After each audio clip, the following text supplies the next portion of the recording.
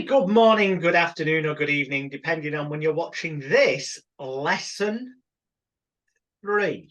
Yes, I had to think them for a minute, but it is indeed lesson 3 of interpersonal neural synchrony. That's just a fancy name, but it's all things related to covert hypnosis, conversational hypnosis, influence, persuasion, negotiation, rapid seduction, and NLP mind control, whether it's for therapeutic change, pleasure, profit, or indeed any other area of life. It's all adaptable, as we've told you, every single bloody time. It's me, yet again, by now you should know by birth. I was born and named Alex William Smith, but I prefer to be known, and I'm better known as the British bad boy of hypnosis, Jonathan Royle, and I'm joined, as ever, by my partner in crime, the yin to my yang, the positive influence to my cheekiness. I'm here to prod that hornet's nest, but please welcome, as always, Mr. Paul Gutteridge. How are you doing, Paul? Yes, I'm very good. Thank you, Jonathan, also known as Alex, or Alex, also known as Jonathan. And yes, I am the soft, warm, fuzzy, kind, nice, easy to underestimate, as people have often said to me, which is a backhanded compliment in the world I've been from. Paul, your yin to your yang. Yes. Bit of a mixed bag today. I say a bit of a mixed bag. One of the main emphasis is going to be on some elements that we haven't covered yet of NLP. Now, a lot of people think of NLP as standing for neuro-linguistic programming, so-called art and science of effective communication, as Richard Bandler and John Grinder would like people to think of it all as. However, because, as explained in the 4-hour video that came with lesson 1, where I explained the underpinnings of the mind and how everything works, I kind of use the analogy, metaphor, call it what you will, of the mind being a computer. I much prefer to think of NLP as being natural language processing in a sort of computery type fashion.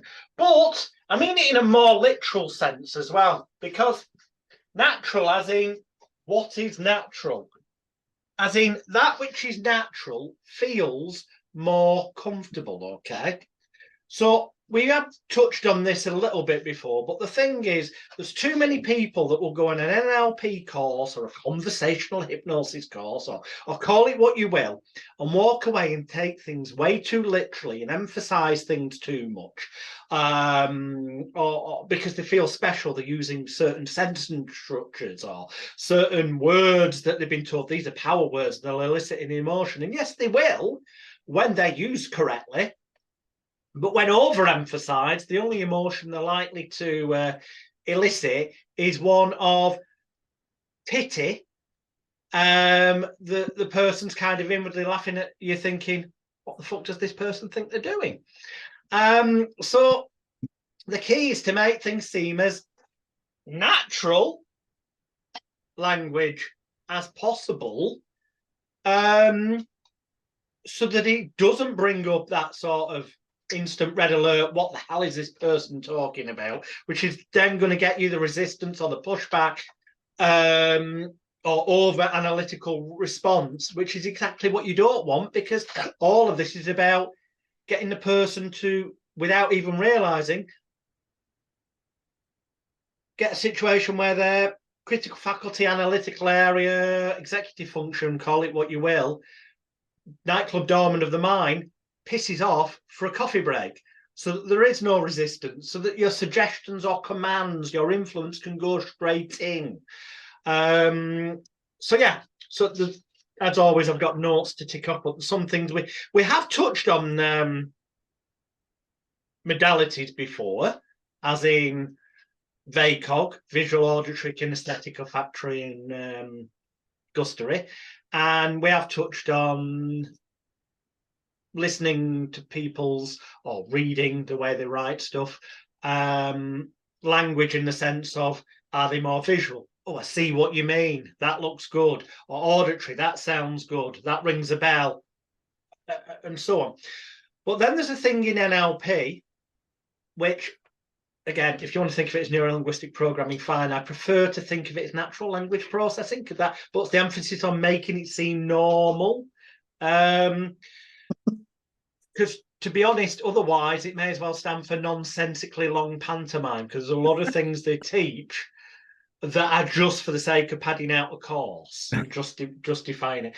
But yeah, so there's modalities we've covered previously, but then there's what they call submodalities, or it could be referred to as chunking it down, breaking it down into more detail. So, for example, visual can be about the size something looks, the brightness, the contrast, the positioning of it. Auditory can be how loud is it? Is it, you know, noisy, really noisy, or is it quiet? There's different sub factors of each of these that, once you are aware of the individual in front of you's main sensory representational systems, which, as we've talked about before, comes through the fact you've got 2 ears, 1 mouth, use them in that proportion, and observe and calibrate them, as it were.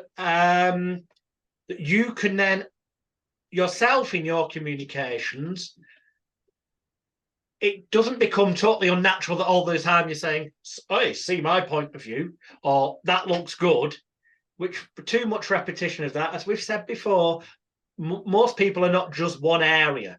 They're percentages of one or more.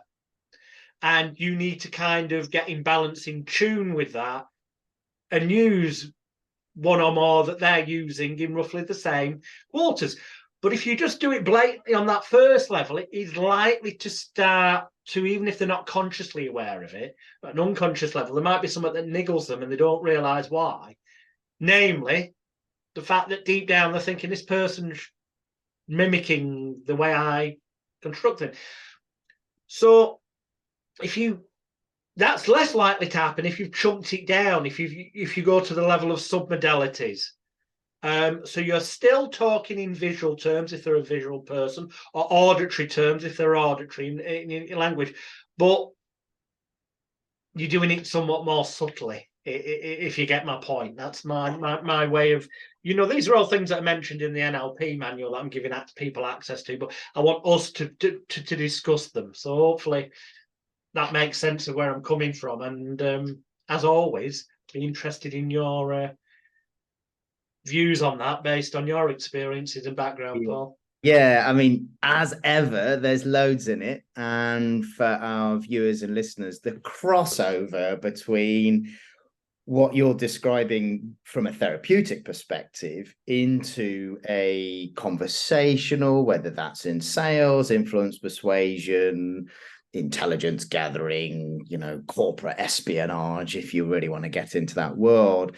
What's fascinating is, in my world, we've been trained, or and I train people in, actually, you've got content, and the other person, you want to land it in somebody else's head for whatever change you're seeking to achieve.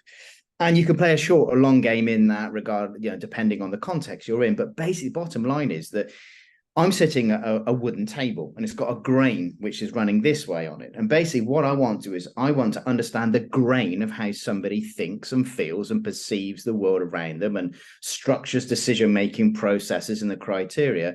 And if I can, in NLP terms, elicit that, draw that out, understand that, then I can get my content and put it into their structure. And then once I've got it in their structure, it starts to move. And one of the ways we can do it is through the submodalities. And, in therapy, submodalities may be used, size, shape, the fancy phrase here, subjective codification. How does somebody do PTSD, do depression? What's the structure of how that happens in their head and in their bodies? And it's subjective. It's their way of doing it. So is there a way that they represent, let's say, a headache as a grey blob that sits in this part of their head? Now, can we get them to manipulate the features of that to change it? And that's kind of submodality work in a therapeutic setting.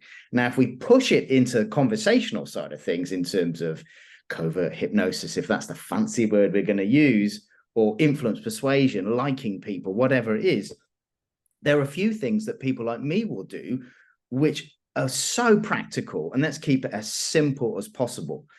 Basically, when we are asking about a submodality, we're basically asking somebody about be more specific about X, whatever X is you're describing. So tell me a bit more. So in a conversation, it could be something like, oh, what specifically do you mean by X? So that's a submodality. They're giving me a more granular bit of information. So just to jump in, the result that they give you, the answer in that context will be a submodality, but just because it totally crosses over with what you've just said. Questions such as how specifically, or what specifically, or tell me more, which are to get more detail out of the person, they come under what is called in NLP the meta model. Just throw that in so that people know the fancy terms. But yeah, it's I what like you're the saying. fancy terms, and it's when being trained, I got exposed to all the stuff around NLP, cognitive reprocessing, EMDR, brain spot, all the different things, and the hypnotic language and magic words. So we're exposed. I'm exposed to all that stuff, but don't always remember all the fancy terms that are used in those words. So have you come in and say, oh no, Paul, that's that. Gotcha. So we're asking basically stuff like what specifically, or if it's in a conversation, hey, that's interesting, tell me more. Or using echo probes. Okay, yeah. Or using last three words or the phrases that people used in a sentence that they were using to describe it. Oh, so they'll say, whatever they're saying, you use key words that they used in that sentence. It's not an exact science, but we're triggering those mirror neurons, and people ultimately, and this is the bottom line, people are talking more. And when they talk more, they give more information. When they give more information, we gather more intelligence. Now, intelligence could be business specific, competitor specific. From a therapy point of view, more information that we can use to help that person move from A to B. In other words, the submodalities or chunking, meta models, etc., they're giving us real decent access points into how can we help that person, or how can we use that information to craft our next intervention, or if we're doing asset handling, or if we're eliciting information from somebody at a dinner party or down at the pub. It works in all those settings, but you might feel more nervous in different settings. That's the only difference. It's exactly the same whether you're in the therapy room or you're in the basement somewhere with somebody with a ski mask on. It doesn't make any difference. No, it's just I'll take your word for that last bit. I've been in situations where I've had bits of money in socks hidden in different crevices so I could give out, $20 or $50 bills, and it's just, and we're all people, and I'm as nervous as hell. No, I'm 005.5 because I'm 5'6". Oh dearie me. Oh. So go on, give us a kind of an example, if you can, of why it is important and useful to, well, A, to get the detail, and then B, to use that in terms of the way you're nudging the individual. So, let's take, for example, there's a really simple one. And when we break these things down, they're just really simple. It's happening all the time in conversations. And I hope what we're doing together is we're giving some fancy schmancy stuff, but we're demystifying and saying, actually, these things work. Don't make it too complicated, because you ain't never going to remember that in the cut and thrust of the heightened emotion. You're not in a lab. You're not in a controlled environment where somebody's in a cell that you can control the environment. You're in life. So say, for example, I'm talking to somebody, let me give you an extreme example just to show you how it works. I was in a conversation with two well-known groups, global groups that country-wise are against each other. Part of the thing was to build trust between the representatives of these groups. And the way that they were doing it was using some fairly tough video footage of both groups doing things to each other which were horrendous, which meant that some people were picked up in bin bags, put it that way. So we're in this pretty charged situation. You can imagine emotion is right up here. People are seeing all sorts of things. It's quite traumatic. And I'm like, I feel quite nervous. I'm in a neutral country, so you can work out which countries are used for that kind of stuff. I'm in a neutral country up the side of a mountain in this beautiful facility that was being used as the cover for these conversations. So we're having these conversations. So they're describing these big things. This is how we feel about this. This is how we feel about that. This is how we feel about you. This is how we feel about you. And you gradually reach a point where there's a stalemate process. And if you use the what specifically, so tell me a bit more about what we're wanting to do is we're wanting people to begin to talk. And as they talk, of course, the emotion is rising because they're invested, but also what they're doing is they're going inside. And that's really important. They're going inside and they're telling us more about their structure, how they understand it. Their values are coming out. Their pain points are coming out. Their pleasure points are coming out. Their expectations are coming out. Their buying and convincing criteria is coming out. The more we ask these simple, open questions around, that's interesting, tell me more, what specifically? And the other party is hearing that as well. And that's really important because as then we'll ask that other party, so tell us what you understand by that. And then what specifically, tell me more. That's interesting, even though it's painful. And we're basically doing submodality work according to the criteria we're using here. And gradually what we're also doing, if we're switched on and we're listening more than we're talking, is we're hearing these are their values, these are their pain points, and the skill, and I suppose it'd be the same in family therapy situations as well, or in group negotiations or dynamics, is saying these are the complementary values that are coming out as they're giving us their descriptor on their submodalities. And of course, you begin to use that as your hook and your lever to facilitate a conversation to gradually chunk away the resistance. So if we think about parts therapy, this part feels this part feels that. Actually, we're doing that with two groups of people. What's your part? What's your part? And then we're just basically chunking up or down, I suppose, depending on which way you're going with the NLP thing. You're chunking the information with more specifics to hear the shared values and then bringing them together and trying to find some sort of solution. I remember when I'd done that, I was absolutely wasted. I had to go and have a little lie down. Apart from I needed therapy because of the video footage I was watching, I was like, nobody should have to see that. Yeah. For those who might not know, chunking up generally means to widen the scope, as in make it more generalized, and chunking down is breaking it down into more and more detail. And the meta model in NLP tends to be to get more detail. And then there's a thing in NLP called the Milton model, which is the name given to chunking up, being more general, and letting the other person fill in the gaps. And the key, Jonathan, is we ultimately want people to go inside and talk more about what they like and they don't like. And if we're seeking to influence people or persuade, is we're trying, therefore, once we hear about the pain and the pleasure, these really strong drivers in us, is to identify the pain so we can solve it and amplify the pleasure, and also get them to connect that pleasure to us. Once they've hooked that to us, it increases trust. And business happens at the speed of trust. The business of relationships, the business of negotiation, the business of selling, the business of whatever happens at the speed of trust. And once we've got there, your nightclub bouncer analogy comes offline and says, hey, come through the door into the trust zone. They're in the trust zone, and actually don't over egg the pudding. Once they're there, keep doing what you're doing.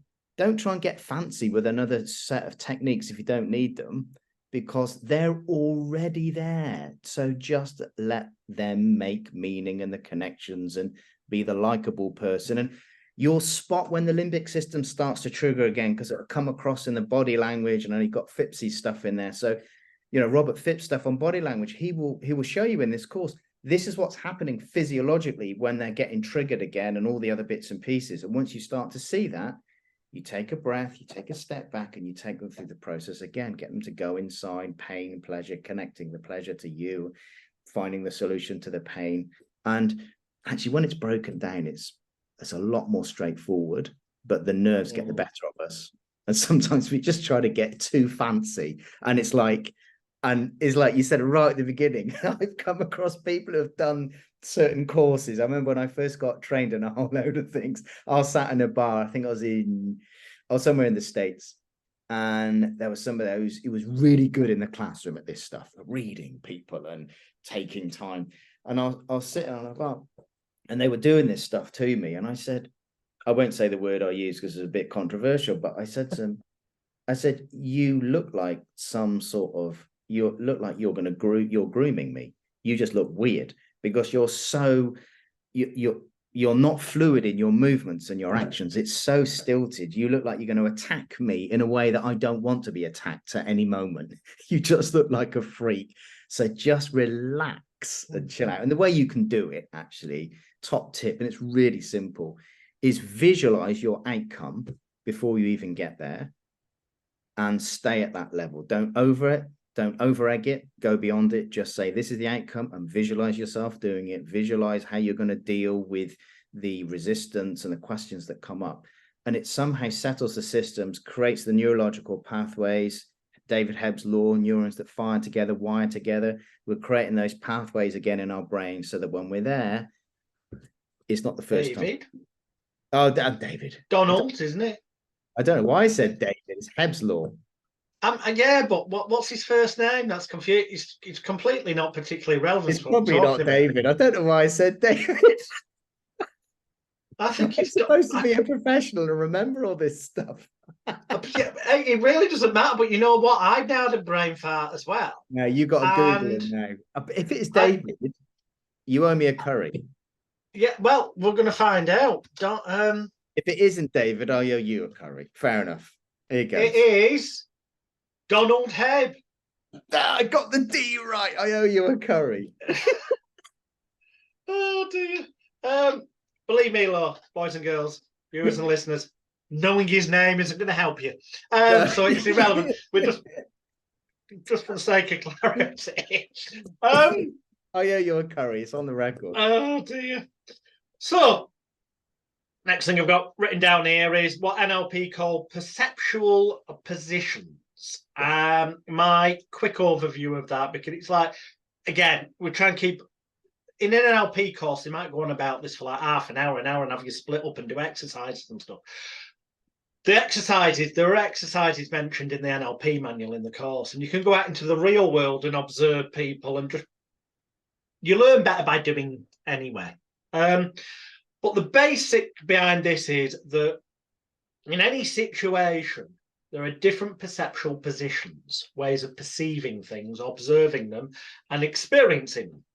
Namely, through your own eyes, as you see it, through yourself, or through the other person's or people's viewpoint, or you could be what's perceived as being disassociated, watching from afar like you're watching it as a movie. What would an outsider who walked into the room think about this interaction? And each of those ways of thinking about or viewing things will in itself cause you to come, more often than not, to different conclusions and different ways to communicate and react in that situation.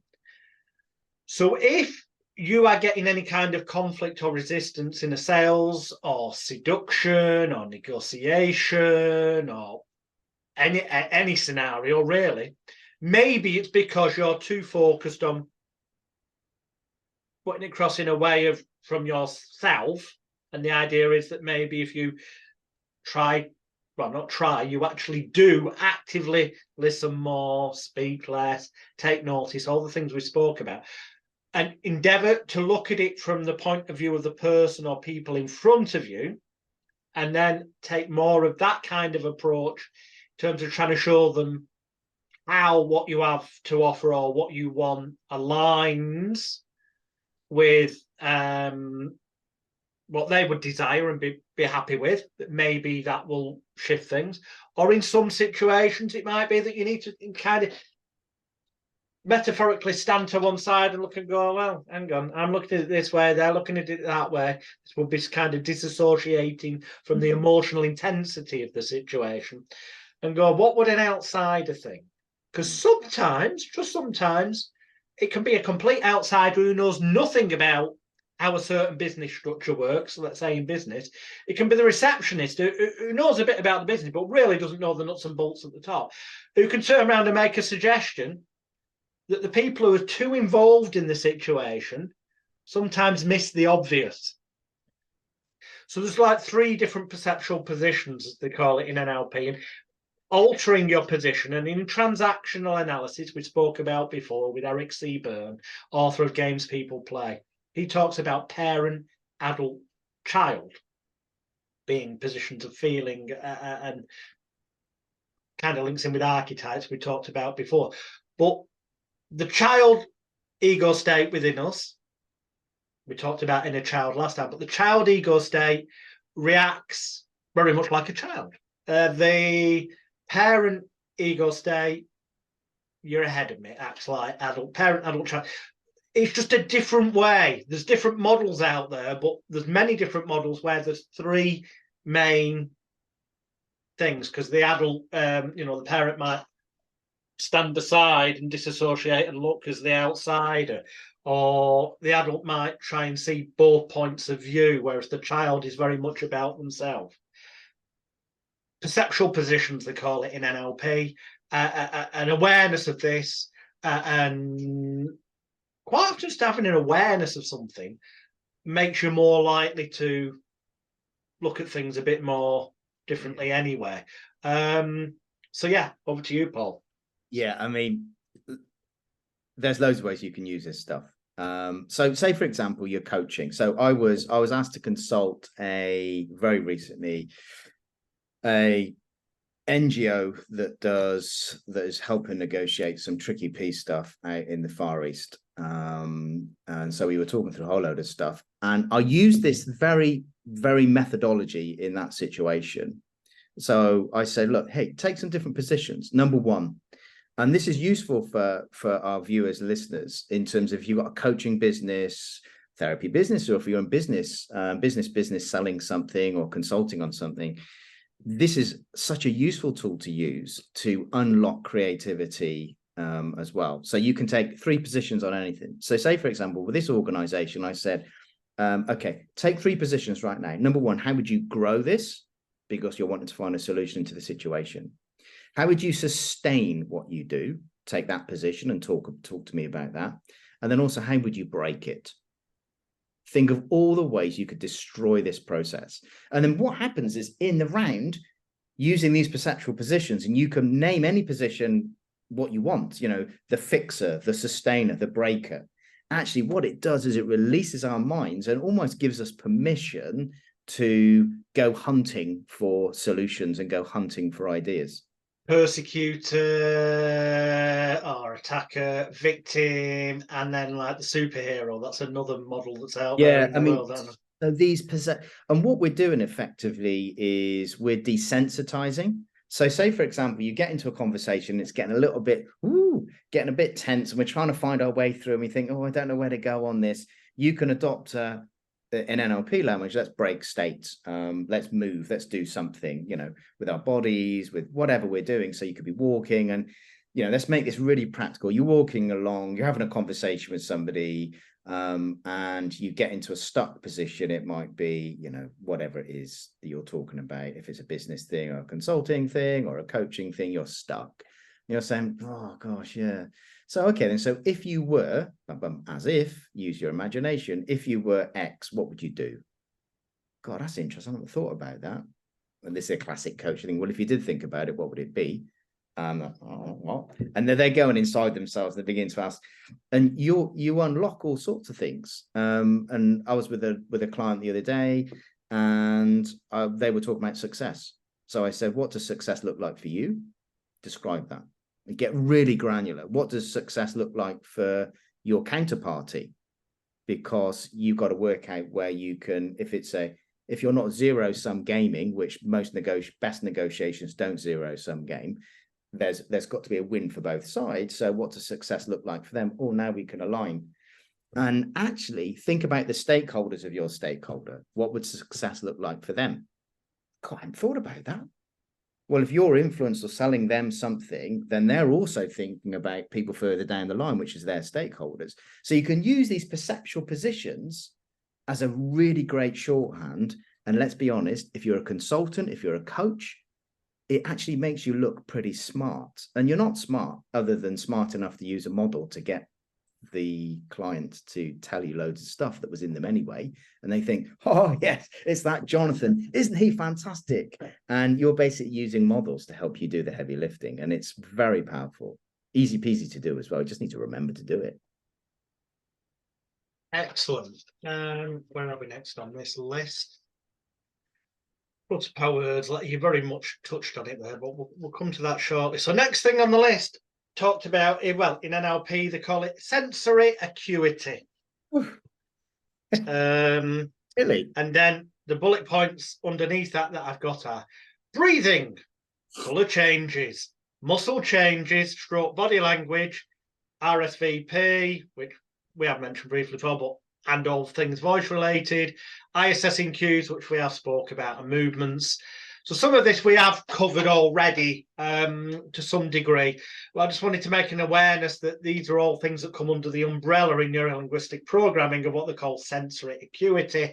I suppose a layman might say as just being aware of both physical and verbal cues, signals, and changes given by the person in front of you.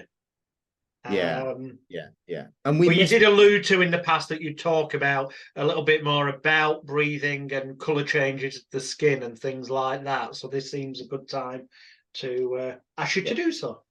Yeah, and you know, so this is what it feels like for me a lot of the time. Because some people say, oh, are you on all the time? Are you spotting signs and signals and breathing and skin tone changes and shoulder pops and eye compressions and all this kind of stuff? And the answer is, to a certain level, yes, because I'm a human being like everybody else. So we're all taking those cues in, whether they're in consciousness or somewhere further back. We're just picking them up in the limbic system. But when you really intentionally switch it on, it is tiring because you are intentionally filtering, you're intentionally, and you move between, or in my experience anyway, I will move between in different phases in an elicitation, in a conversation. So I will purposely, if you're doing a therapy session, if you're selling something, if you're negotiating, you are switching yourself on. And actually, you're switching yourself on to consciously and intentionally say, this is the data gathering point. This is the observational point. This is the baselining point, the observational point, the elicitation point, the dissemination point, whatever point you are at in the conversation. And the truth is, Jonathan, that actually being that intentional in every single conversation and interaction throughout the day is, I find it's impossible to maintain. That is just for special occasions when I'm really switching on to sell or convince or persuade or negotiate. But the rule of thumb is this, and what happens to most of us is, rather than thinking about and really comprehending what somebody is saying, we're often thinking about what we're going to say next. And just the process of switching that off in your head or turning on, I am not going to think about what I'm going to say next. Think about how clever I can be to outwit them with a clever answer. What I'm going to do is trust that what I see and observe in terms of their, being tuned in to their sense, my senses tuned into them for RSVP and language structure and all this kind of stuff. When that happens, I know that where that happens is a point of interest. So all I'm going to do is ask a question there. So I don't need to think about the next clever question, what I'm going to say as a rebuttal. All I'm going to do is, when I see that in somebody, is use that as my data point to do what we said earlier on, the kind of, could you tell me a bit more about X, a bit more about Y? Because that's where we see the things taking place. But you've got to switch it on, and you've got to be in a place of saying, I'm not going to think about what I'm going to say next. I'm just going to think, when I see it, I'm going to say, that's interesting. What specifically? And then let them do the talking. But if you've got it on at that level all the time, it is really hard work. It's draining. And that's just the truth of the matter. That makes sense, and it total sense, but just because that's what I'm here for, to prod more, as it were. Yeah. Let's go through a few of these things here. Let's start with the colour changes, okay? Now, when doing a hypnotic induction process, for example, an important seeming ritual, as I merely call it, or it's just a progressive relaxation. If you follow Dr. Herbert Benson and Edmund Jacobson's views on things that we mentioned before, but when a physical relaxation occurs, quite often it's different for everyone, obviously, but if you observe, you can sometimes observe it's like the colour draining away. Yeah. Not in a oh, you've lost all your colour, you look ill kind of, but just kind of, it's like, I mean, aside from the fact that facial muscles tend to get more, yeah, whatever, but to a greater or lesser degree, what is it you're looking for or observing colour changes wise, cool. And what's the significance? Yeah, okay, so when we see an onset of skin tone change to red, usually around the neck area and lower down here as well. So here's a couple of top tips. This is the stereotypical norm.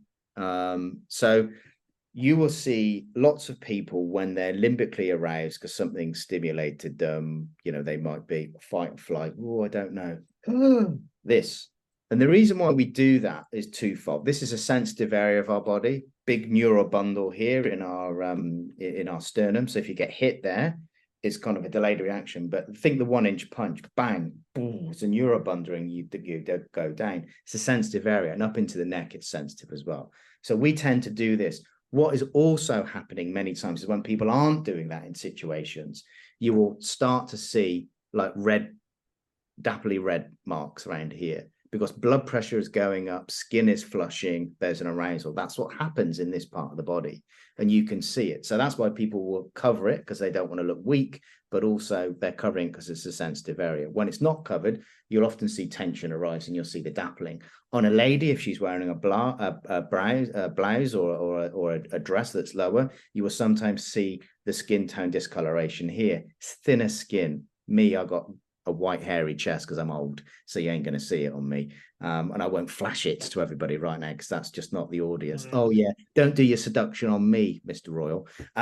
So this will take place, and it's really useful in meetings.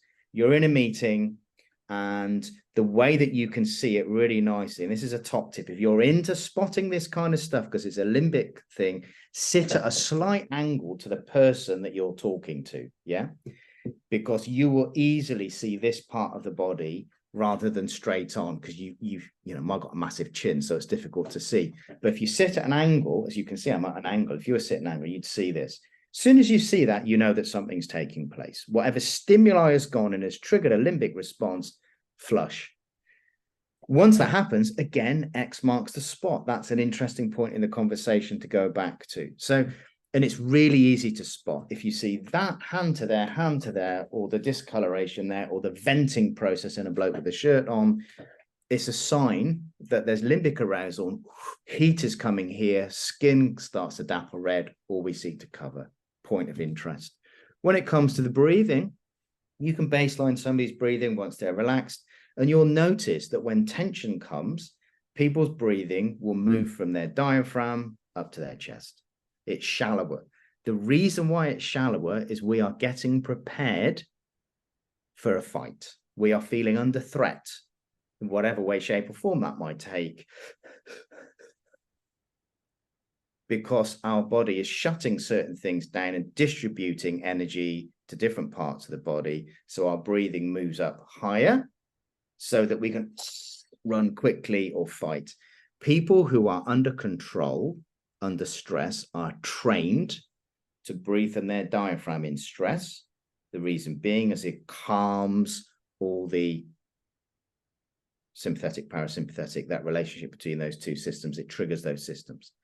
So actually watch for breathing. If it's higher, and that will often then be accompanied by, as soon as the breathing is higher in the chest, tension is coming in. So you'll hear, how you doing? Yeah, I'm fine, thanks. Or, yeah, I'm fine, thanks. Breathing from the gut. Yeah, I'm fine. Breathing from the throat. Yeah, I'm fine. You see that the tension comes up and affects it. Once you start to hear those things, the skin tone changes, that's where you know just to circle back and ask the questions. That's why it's useful. The limbic system is your truth teller. It tells the truth. It tells the truth that somebody's... We're going to dig into that more in a minute. Also changes body language. We've kind of covered, and it's covered elsewhere. RSVP, covered. ISSing, we'd already covered. But the reason they're on the list is because they come under sensory acuity in NLP. The fact is, we have already covered many of these things. It's just they were in different areas under different names because this isn't a conventional NLP course. But for those people who may be into those areas, at least you will know that that is what they're talking about when those things. So next on here, I've got the bullet point, reframing and looking at things differently or altering the way things are looked at. Now, obviously, I don't mean this. We talked about perceptual positions, different viewpoints, but this is a whole different ball game. The way I put it is, as I do on that 4-hour video, is that in a therapeutic sense, anyone who comes to you has probably got therapeutically some sort of, I use the word FAR, F-A-R. So it's fear, frustration, failure, anger, anguish, anxiety, resentment, regret, remorse, one or more of those negative things attached, and that needs to be dealt with. And the way to do that is to reframe the meaning, the context, the view, the associations, so that in this therapeutic example, it becomes forgiveness, acceptance, realization, release, reprogramming, reframing. So it's about moving from one position to another. Yeah, that's my basic way of saying it.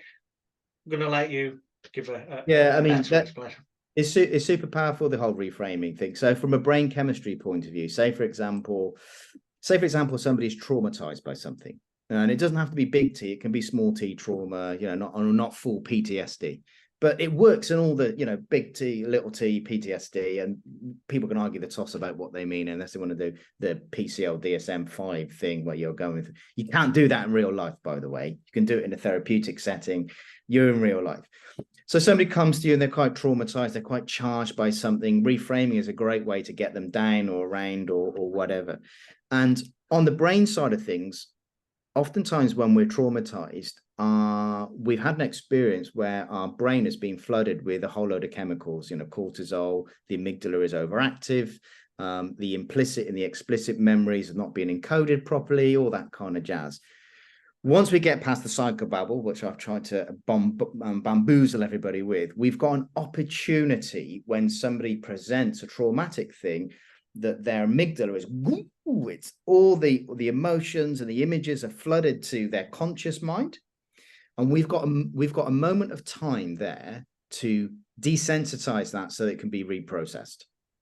And this is super powerful with reframing, because when that emotion and those images come up in people, they are reliving it for the moment. And we don't want people to stay stuck in reliving that awful stuff. But it means something to them. So if we tamper with it, influence it, reframe it, shape it, deal with the submodalities, the subjective codification, whatever phraseology we want to use, what we're effectively doing is changing it so that it means, keyword here, means something different.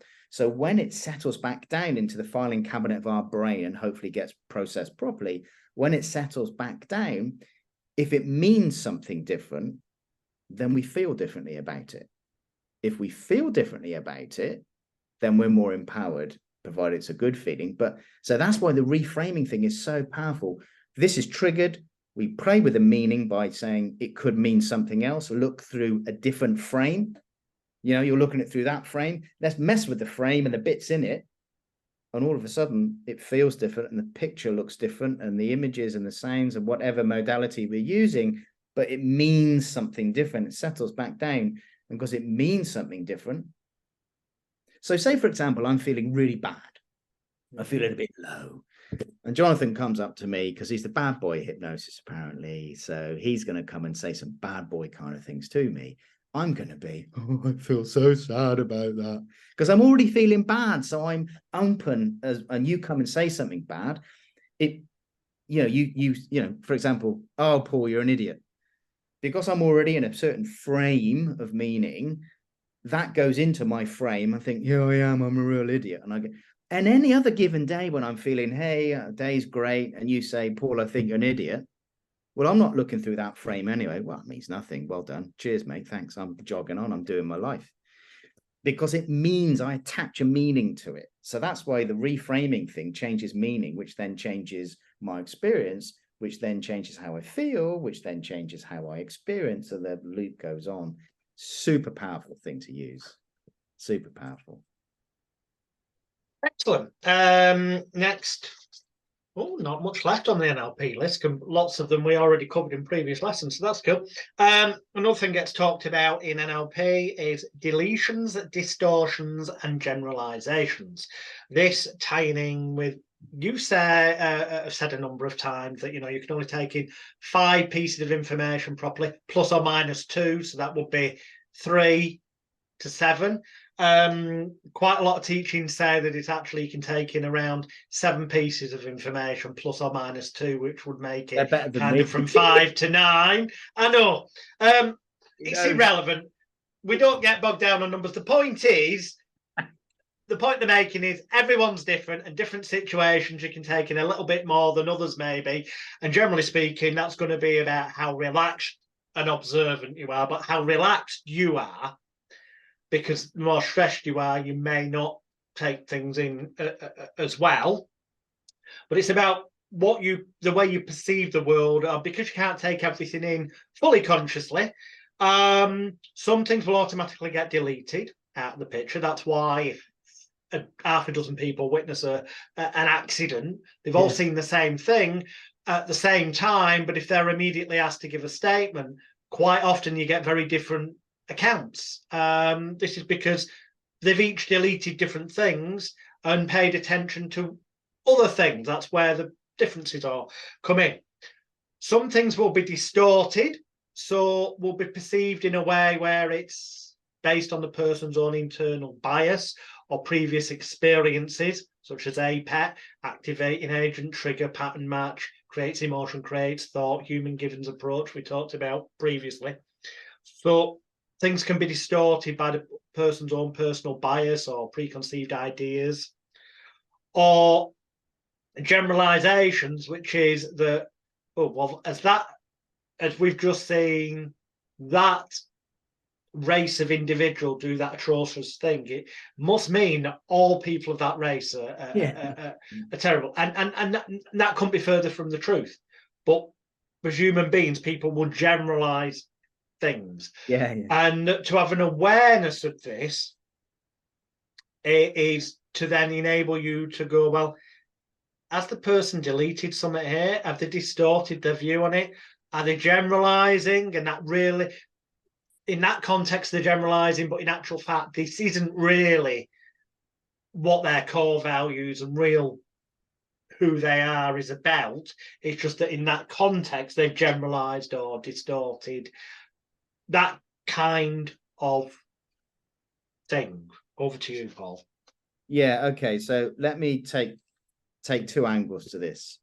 So nefarious players will use generalizations, generally speaking. I don't know how many times I can say versions of general, but they will use generalizations to amplify a message. So if we take, let's take how certain social media algorithms will work. They will look at generalizations and they will target a certain demographic on a certain platform that are more likely generally to have these interests, given they've got they like jet ski and weightlifting and eating raw meat or whatever it is. So they are more likely, according to the research and the demographic, how the algorithm works, to match them to generally this kind of thing they'll be interested in. And that will have quite a high hit rate. So we can use generalizations to influence and persuade people towards an outcome.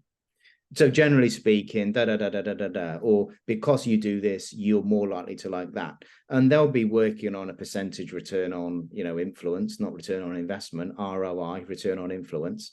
A lot of people like yourself in the past have said this was the best thing that they invested into. I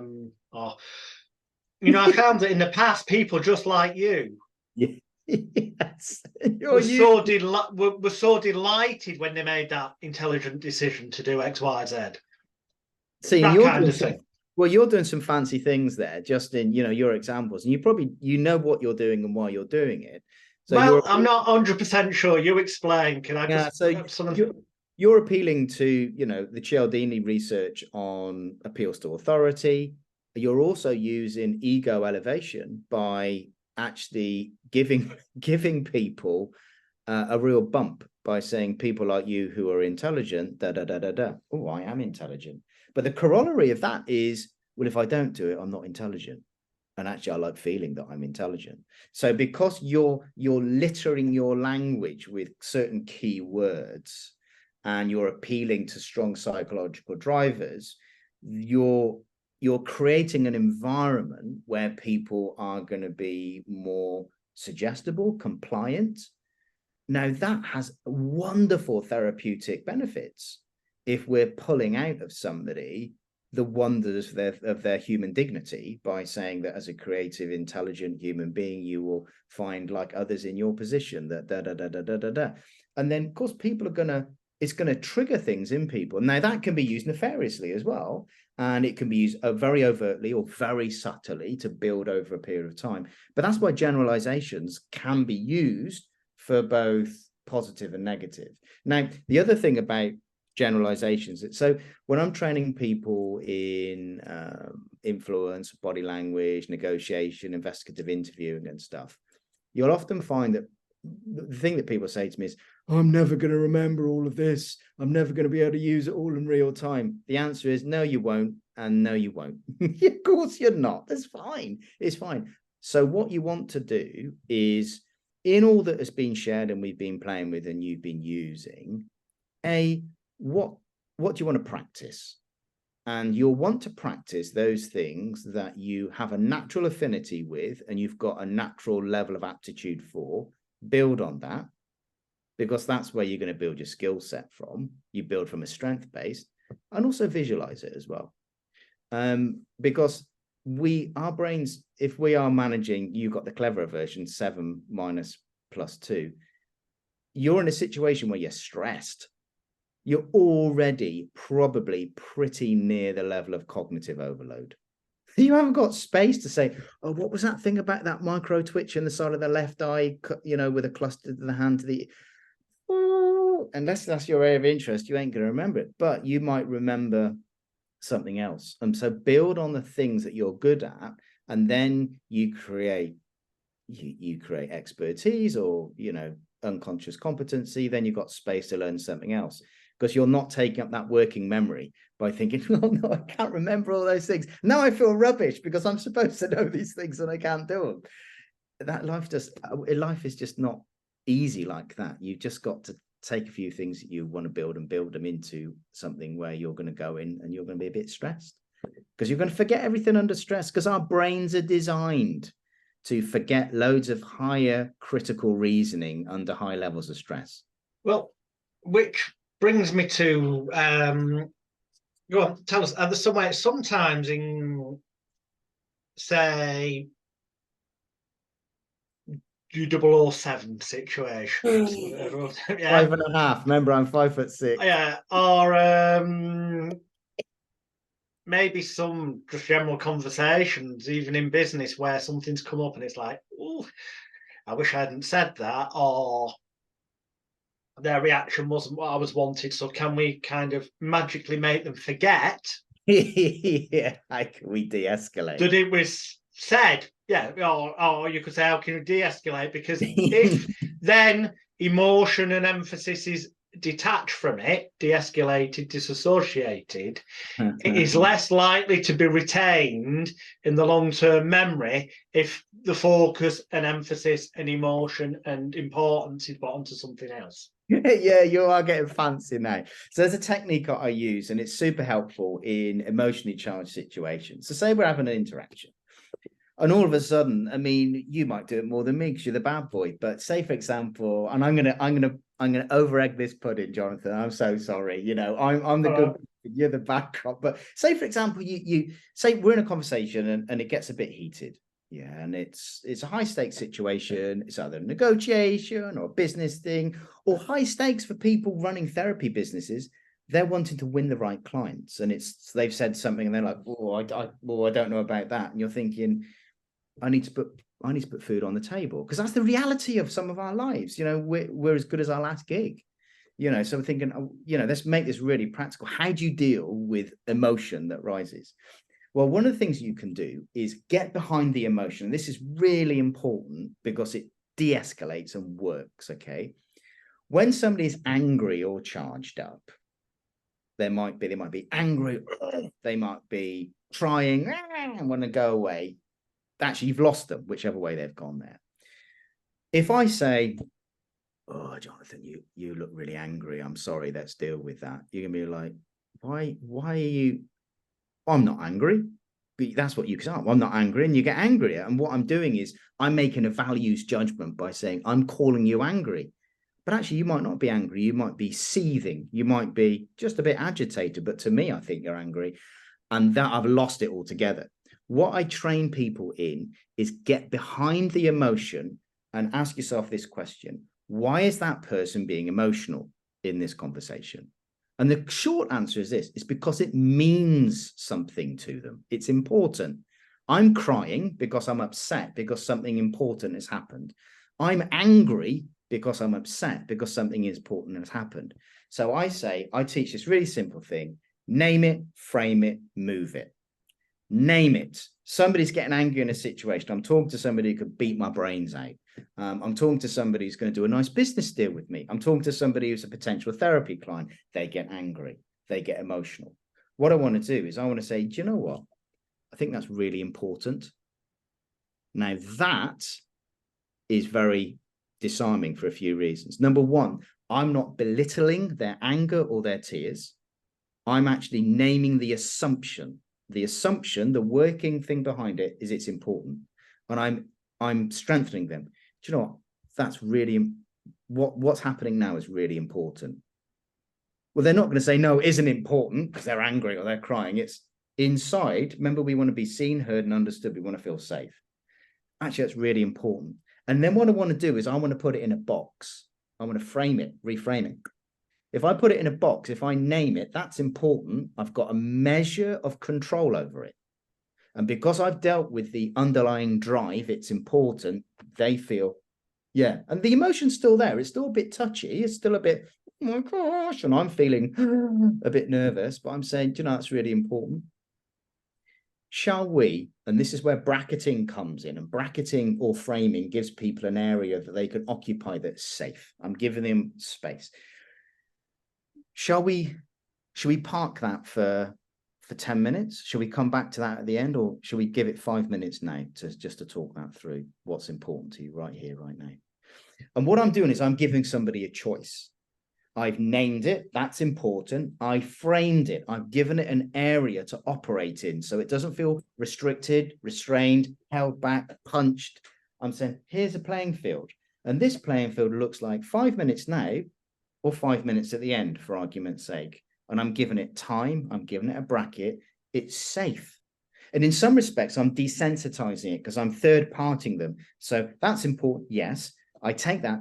Do you want to deal with it now, still in the future, now in a few minutes, or now later on, or now another time altogether?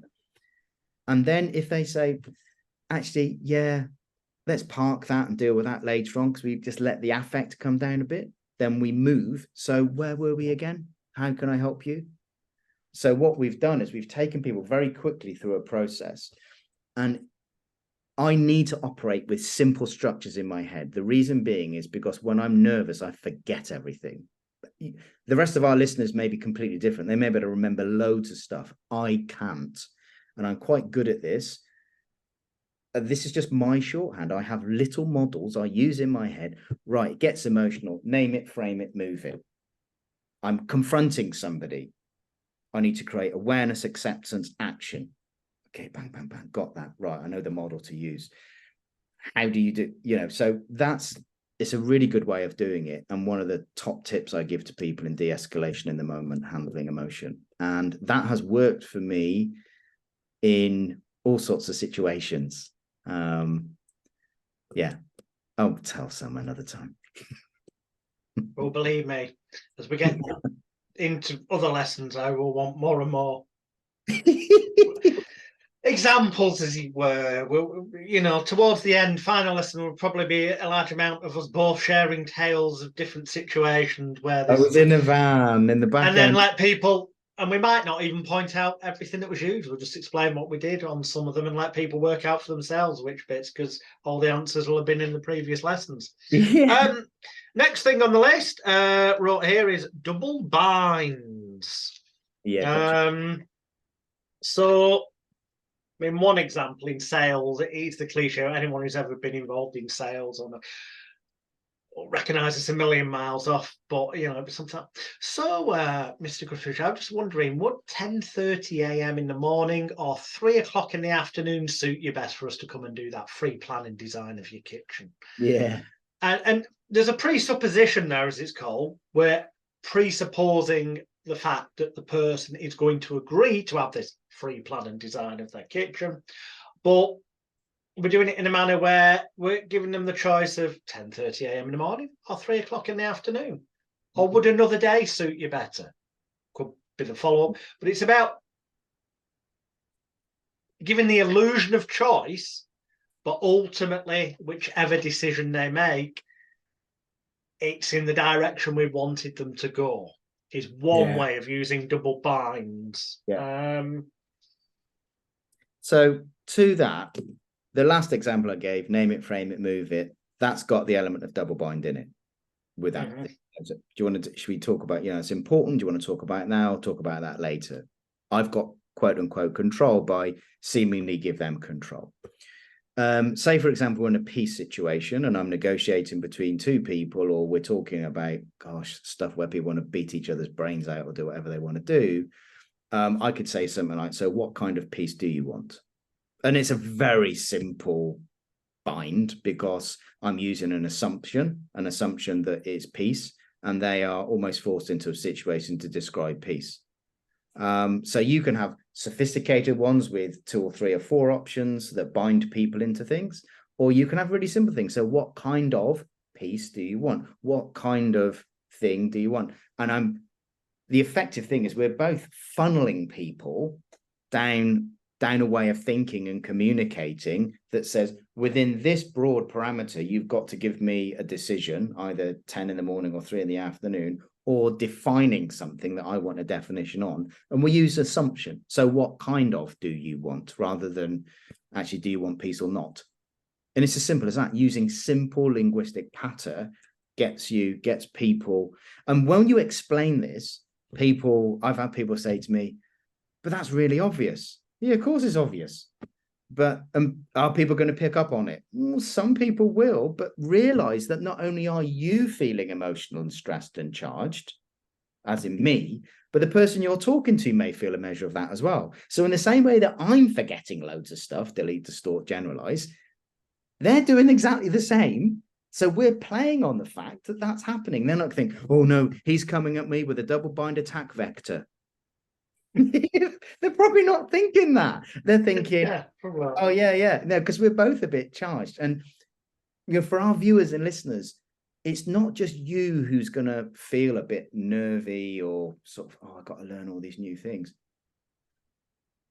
The recipient, things are happening so fast. They're deleting, distorting, generalized. They're not necessarily going in, and some people will though, but it's a very small percentage of people that are sitting down thinking, right, now, before I go into a conversation with Jonathan, I've got to think about ding, da, ding, da, ding, da, ding, da, ding. It's just not doing it. But a few people will be. And that's life. You're not going to win everything. Just relax. It's okay. And once you take the pressure off yourself, double binds, all the other techniques, you think, yeah, I'm gonna use some of those, and you're gonna make some really positive changes for people's lives, which you can be proud of. Yeah, cool, do it. Horrendous. Next on the list, modelling, which in NLP terms effectively is the idea of, well, modelling is just a different word for copying. Yeah. It's the idea that if you say the things that someone else would say in a certain situation or context, and physically stand and move the way that they would stand and move, or walk the way they would walk, that you are more likely to get the same kind of outcome as them. Now, there is some truth in this. However, it's also bollocks. There's a load of nonsense in the world of NLP as well. The idea that if it's possible in the world, possible for you and me. Bullshit. There are some things on this planet that certain people are just physically not able to do, or they're just not cut out. So to say that possible in the world because someone else did it means it's possible for you is not always going to be the case. Yeah. Albeit, that's not to minimize the fact that we are all capable of far more than we tend to believe we can. And, you know, people who lose limbs can go on and be better sports people than people who haven't lost limbs. Yeah. So there are unlimited possibilities. However, there are contexts where it's not true that in every circumstance possible in the world, possible for you and me. Bullshit. And that's the trouble with the world of NLP and these other cultish self-help areas, the stuff that gets taken too literally, and it just isn't true. However, there is, in sports, for example, evidence to show that standing in the right manner or with the right thoughts running through your head as well, thinking like the person, acting like the person, is going to make you more likely to hit that ball right with the, you know, have a better golf swing, for example. Yeah. So there are contexts where this does have definite worth and such, one of which is almost as simplistic as acting as if, faking it till you make it. As a hypnotist, I always say to people, you've got to be the hypnotist, or rather, you're an actor playing the part of what the individual in front of you perceives and expects the hypnotist to be. On stage, that could be very much sleep, and you're under your basket. Or in therapy, it can be really calm and relaxing. They expect and believe that you're supposed to have that stereotypical relaxing voice, which is totally unnecessary. But if they believe and expect that, fulfilling those beliefs and expectations makes it easier to move the person. So modeling or taking on the role, as it were, can be useful when you're going into a scenario. Act as if you are the person who's done 100 business negotiations before, even though it's only your first time. But that does take looking at successful role models. You know, if you wanted to be better at golf, you're not going to go to your local golf club and try and match the posture of or the thoughts of the individual who's just joined, who is hitting the ball in the river every shot. You're going to look at somebody like Tiger Woods and how do they. There's a certain amount of common sense comes into it as well. So yeah, modeling. What were you? Yeah, I use it all the time, but in a slightly different way, maybe. So I often say to people, you know, modeling, copying, whatever, is a bit like a recipe book. So say, for example, we model somebody who is X, Y, and Z. That gives you the recipe. I said, but actually what makes the recipe come alive is the spice and the garnish, and that's your personality. So I find people, they've modeled somebody and they look like some sort of robots. Yeah, robotic cardboard cutout of lack of fluidity, and I'm doing this, and then I'm going to do this. And they're still they're just crapper versions of that, you know. And it's like, because it lacks fluidity. And I say, look, take the model of that person, and that's the principle.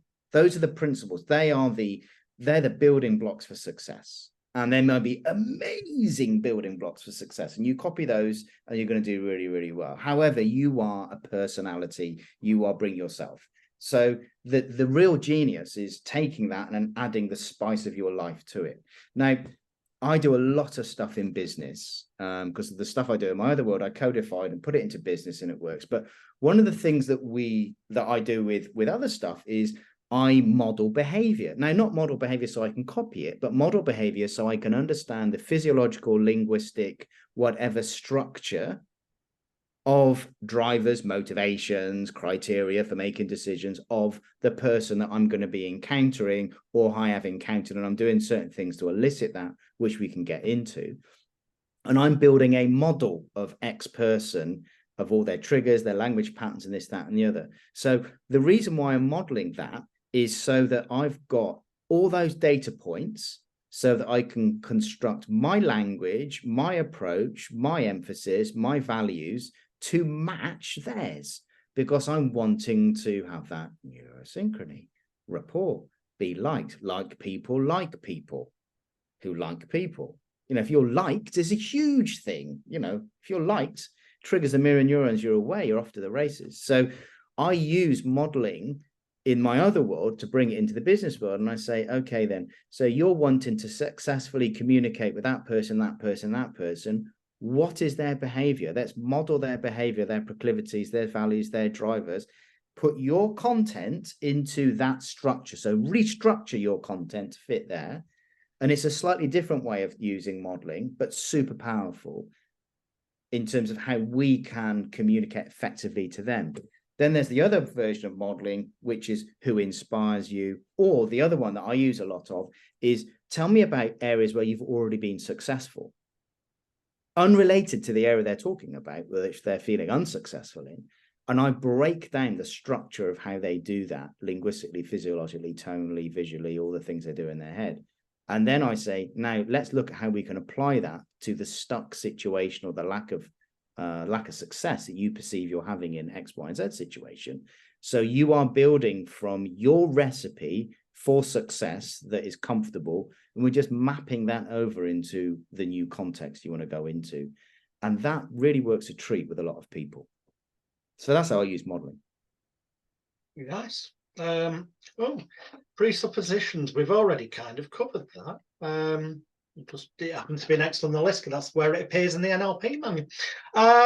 But yeah, it's the idea of phrasing things that we're already presupposing that something has occurred or will occur in a certain manner. So as I spoke about before, therapeutically, the moment they arrive at the door, the moment they step through that door, I talk as though they are no longer a smoker if they were coming to stop smoking. So, hey, fantastic. So what do you feel we need to do today for you to remain a confident, happy, healthy non-smoker? Remain, implying that it's already happened. Yeah. Presupposing.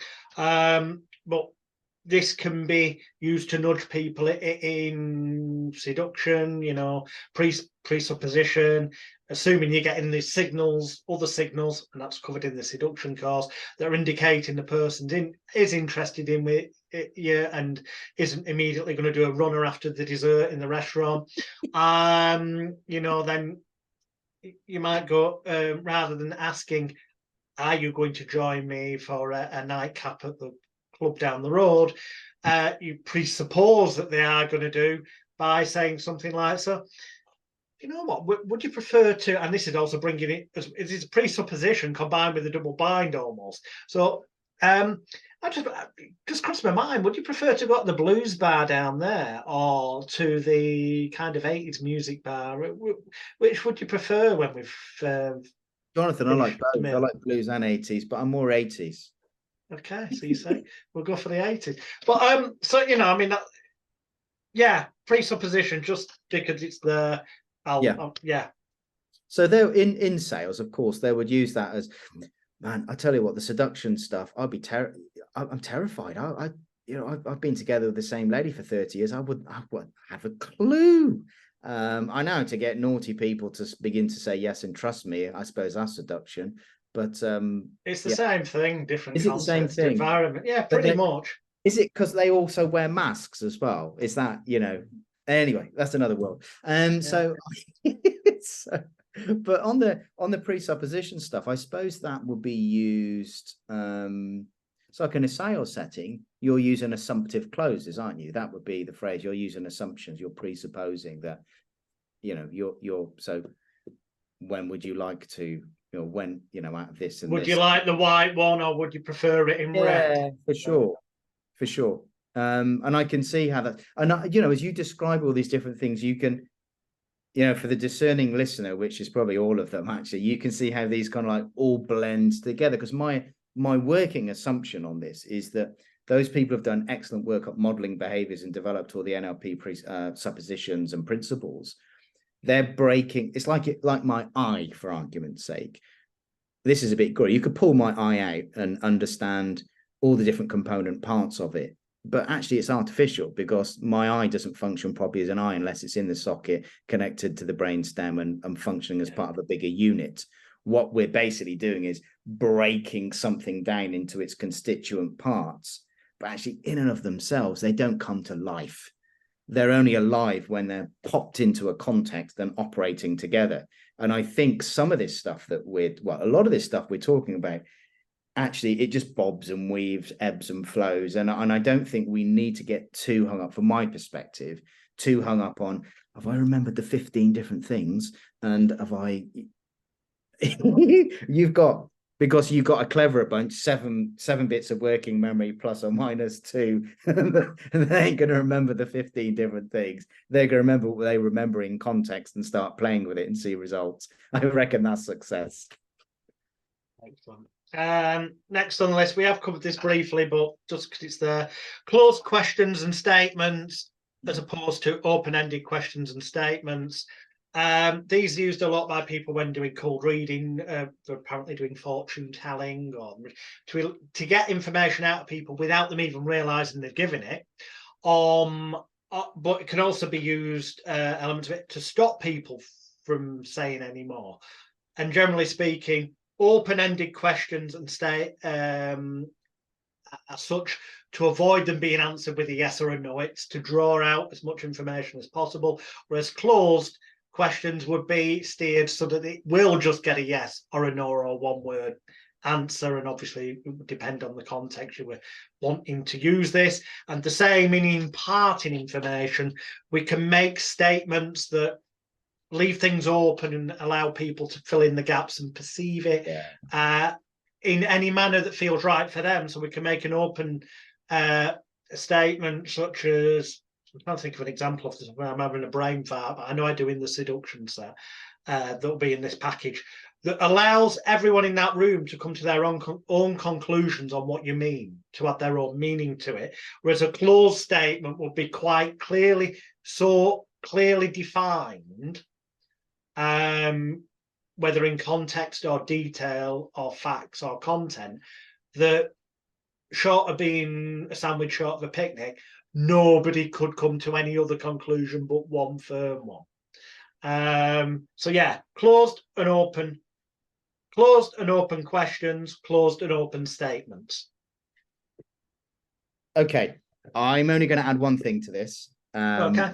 Because I think that we could have there's some very, very good stuff that I would love to be able to share with people on elicitation here. Both open and close, using pauses, rests, fillers, all that kind of stuff, which is straight out of the playbook of corporate espionage strategies and etc. But it's happening all the time in life. So I think that will be really useful. One of the things that is in that playbook, which might be fun just to stick in at this point, is the use of controlled errors. Now, a controlled error, let me give you an example. I was talking to somebody they were in the intelligence world. We were having a chit chat, and they know this stuff inside and out. They've worked with snazzy agencies. They know this stuff inside out, and they love the opera, and they love the orchestras that play in the opera. etc. And I wanted them to tell me a lot more about the opera, and they were being a bit closed about the opera. So I thought, do you know what? I'm going to use two things. Now, I'm going to use ego suspension, and ego suspension is probably one of the top weapons in your arsenal, or just one of your top tools in your toolbox for actually developing rapport and relationship with people. And that is actually keeping the power with them and not caring whether you look good or not, primarily, to start off with, keeping the power with them. So I'm not correcting somebody, even if I know that I've got the answer.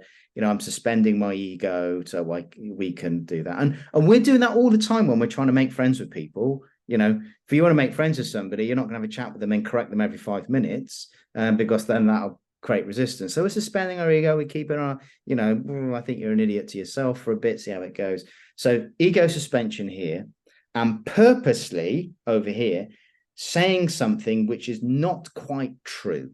So let's look at this particular situation. Talking to somebody in the intelligence world, having a general chat. They like opera, but they're not telling me everything about it. And I'm just interested. No, they're being a bit close. And I'm thinking, actually, I want to chat. So I say to them, they're talking about opera, they're talking about the orchestra. I said, argument's sake, do you know what? I haven't been to the opera for years. I don't really know much about it. But one of the things that I really enjoy is the kind of like the musical music that they use in the opera. Now, and then I just leave a break. Now, I've suspended my ego by not knowing much about opera, and I've purposely talked about music hall music connected to opera, which is wrong. That's wrong. So I have now talked about something truthful, opera, like it. You know about it. I don't know much about it. Connected a falsehood to it, which is music hall music, not classical music. And I just leave it there. It was fascinating. We were filming it at the time because I was training some people from the intelligence world. And this person who was closed about all the opera said, no, you're wrong. It's not musical music. It's classical music. And ba, ba, ba, ba, ba. The last time I went to the opera, it was at this, that, and the other. Da, da, da. And I said, let's stop the recording here. We stopped the recording there. And I said, do you know, you just give me a load of data about your movements on a particular day for X, Y, and Z. And she was like, damn it. And I said, all I did is an elicitation technique, and it's using information purposely wrong, ego suspension, and a pause. And your desire to correct me was such that you gave me a load of extra information. And I said, that is really useful, powerful technique to use to get people to tell you stuff that they're withholding. So for our listeners on elicitation, when we go into it, we can actually start to use different techniques to get more information out. And you can do it with anybody in business. You can use it with finding out what your competitors are doing at trade shows or the price of whatever people are charging for a service. You'll use error, you'll use bracketing, you'll use all sorts of things. And it's such good fun to practice with the family. Excellent. I've made a note. We will come back to elicitation in a future lesson. So the NLP notes there.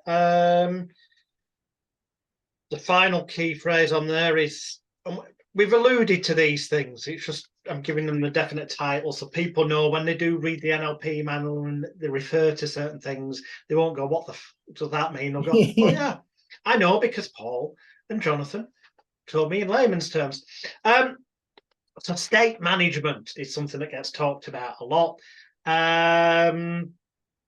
Layman's terms, observing, finding out what state the individual is in, i.e. are they calm, are they relaxed, are they excited, are they stressed, are they tense, are they depressed, are they happy, whatever. And if relevant, desirable, if it's therapeutically or in line with the outcome you're trying to achieve, nudging them or moving them, helping them to change state, whether that's through changing their physical posture, quite an example being someone who's feeling down and depressed and all that, tends to have a set structure. You spoke about this briefly, not just the way they think, but the way they sit. And if you get them to sit in a stand-up move, sit in a different chair and sit in a different posture, they will tend to feel different than they did. The key being, that's why it's called change work. As long as you change something, whether it's verbally, the way they're thinking, the way they're sitting, there tends to be a different outcome. So it can be as blatant as that in terms of changing state and state management, or it can be verbally guiding them through power words, or which is the next thing we're going to go into, so that conversationally you use words that have certain conditioned responses, associations, general meanings and feelings to people, tends to make them more upbeat and excitable, or more calm and relaxed, or whatever. So yeah, state management. Yeah, so I mean, 3 things on that you can use. One is quite advanced actually, and it's from the emerging sciences, and it's used with PTSD, and that's all the eye movement stuff. Eye movement, so EMDR or brain spotting or multi-channel eye movement integration or eye movement integration from the NLP world, but basically eye movement. And you can use that in a quite sophisticated manner to change somebody's state. You're having a conversation, an elicitation, whatever you're doing. So stuff in my world, I was like, well, do you know what? You know, and people will follow your finger. It's very interesting, because what that does is it desensitizes people who are traumatized. Oh, or they're charged up. That's really interesting you say that. This bilateral movement. And these are very small things, and they may make the difference. That makes the difference. So we can use it there to consciously help somebody change state through finger movement or hand movement. Okay, there's this, and then there's this, and then there was this.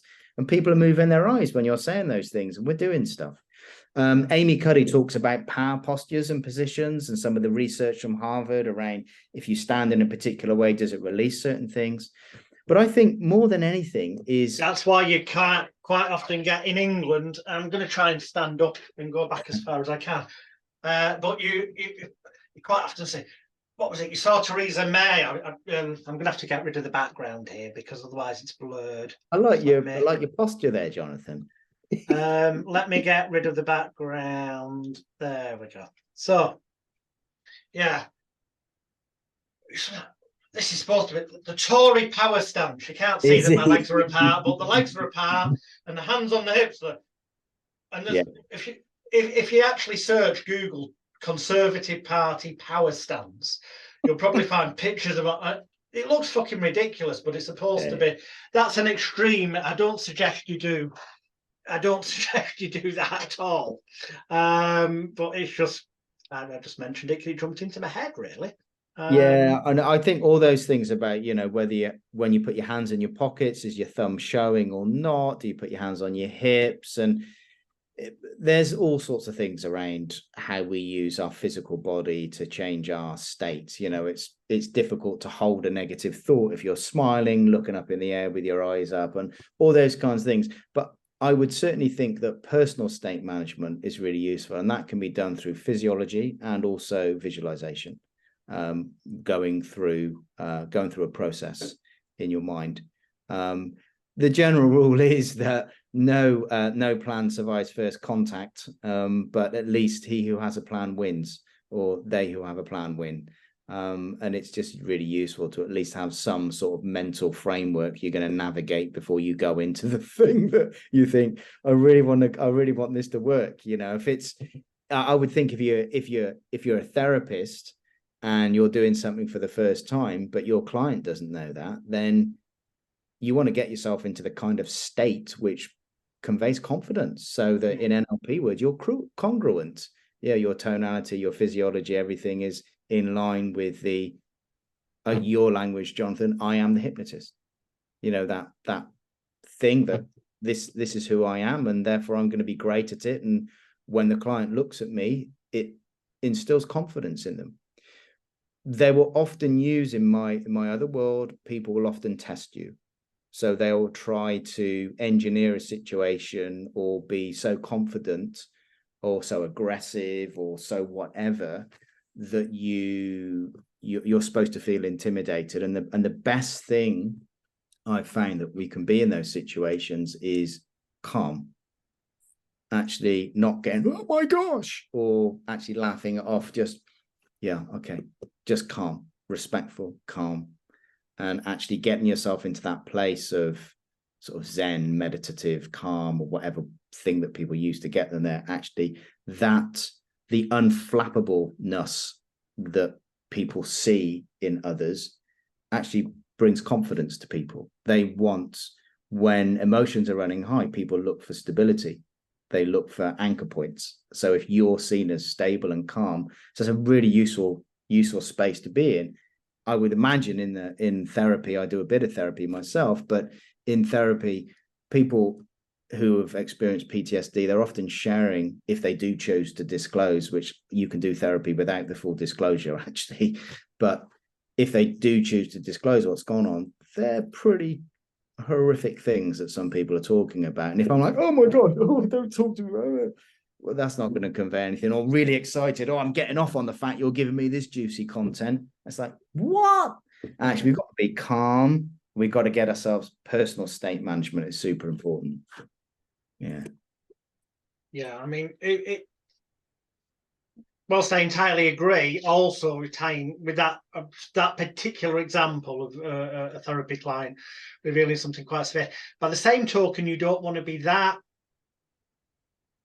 calm and relaxed. Right. Calm, relaxed. Yes, I've seen this before. I've heard this before because I'm an experienced therapist and I've helped all other people overcome this. So this is not a problem. It's not shocking to me. Kind of internal script dialogue. So it gives out, yes, but not to the degree that they could pick it up as like you don't give a shit. So I would add in a verbal kind of, I'd be calm and relaxed and I'd go, well, that must have been really bad back then when that happened. That's really good. Yeah. And I'm doing that. We talked about it in other things. And, you know, today I might be doing it this direction for being the past, whereas in a previous lesson, I may have been making this the past and that the future. It doesn't matter as long as in the moment in time that where you're with somebody, you remember where you've done past and future really for them and stick to it. Because, yeah, that must have been really bad for you in the past when that happened. And I'm acknowledging, yes, it must have been in the past. So in the one thing I'm visually saying it is in the past without saying it's already, but I'm leading them to that thought, but I'm also acknowledging to them that, yeah, that must have been bad in the past. Yeah. Sure. That I get it, but where I'm in a still a calm, I've heard this a million times before type of thing without saying that. So don't worry, you're not weird, you're not strange. And yes, I am experienced, I've encountered this before. But just by adding in that little extra, yeah, that must have been bad in the past. Which is implying it's in the past and that it, you know, that you're moving forward from that.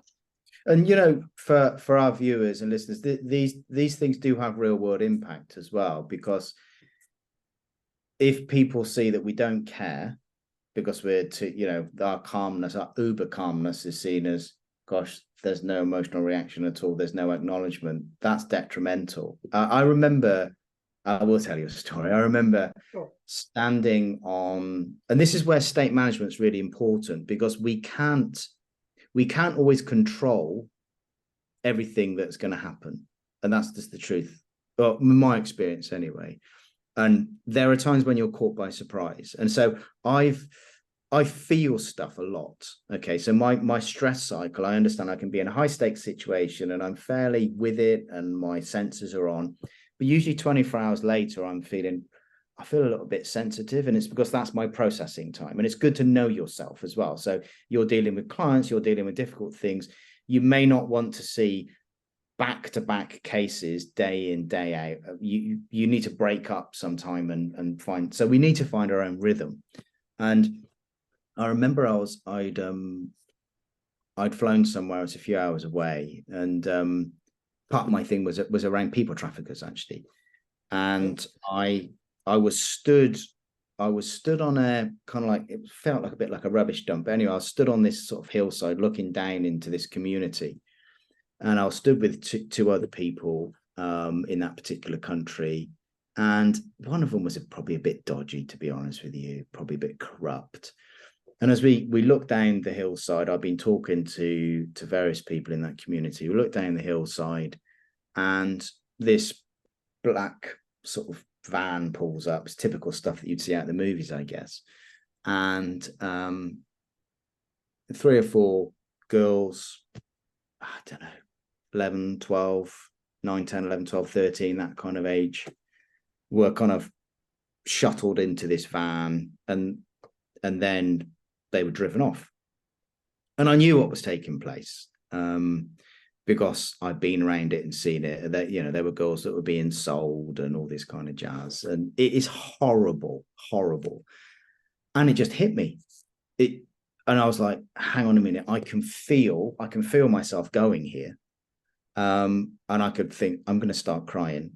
Something's going to happen. I know it. I'm a softie, you know, I know myself. I'm like, I'm going to go, because I've been around it for days and I hadn't taken any time, and I could feel myself going. And I was like, Paul, if you lose it here, you're going to look, you can't do it. And so all this stuff's going through, and it's happening really quick. And so I decide to use pain for state management.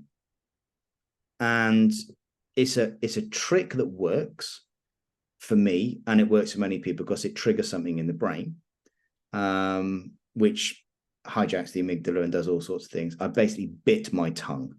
When somebody says, just bite your tongue, there's a reason why you do it, because it triggers pain and does something in the system, which was more compelling for my system than my tears and my emotional response. The pain overrode the other level that was going on. It was a higher level, and I really bit. I mean, I had blood in my mouth and everything.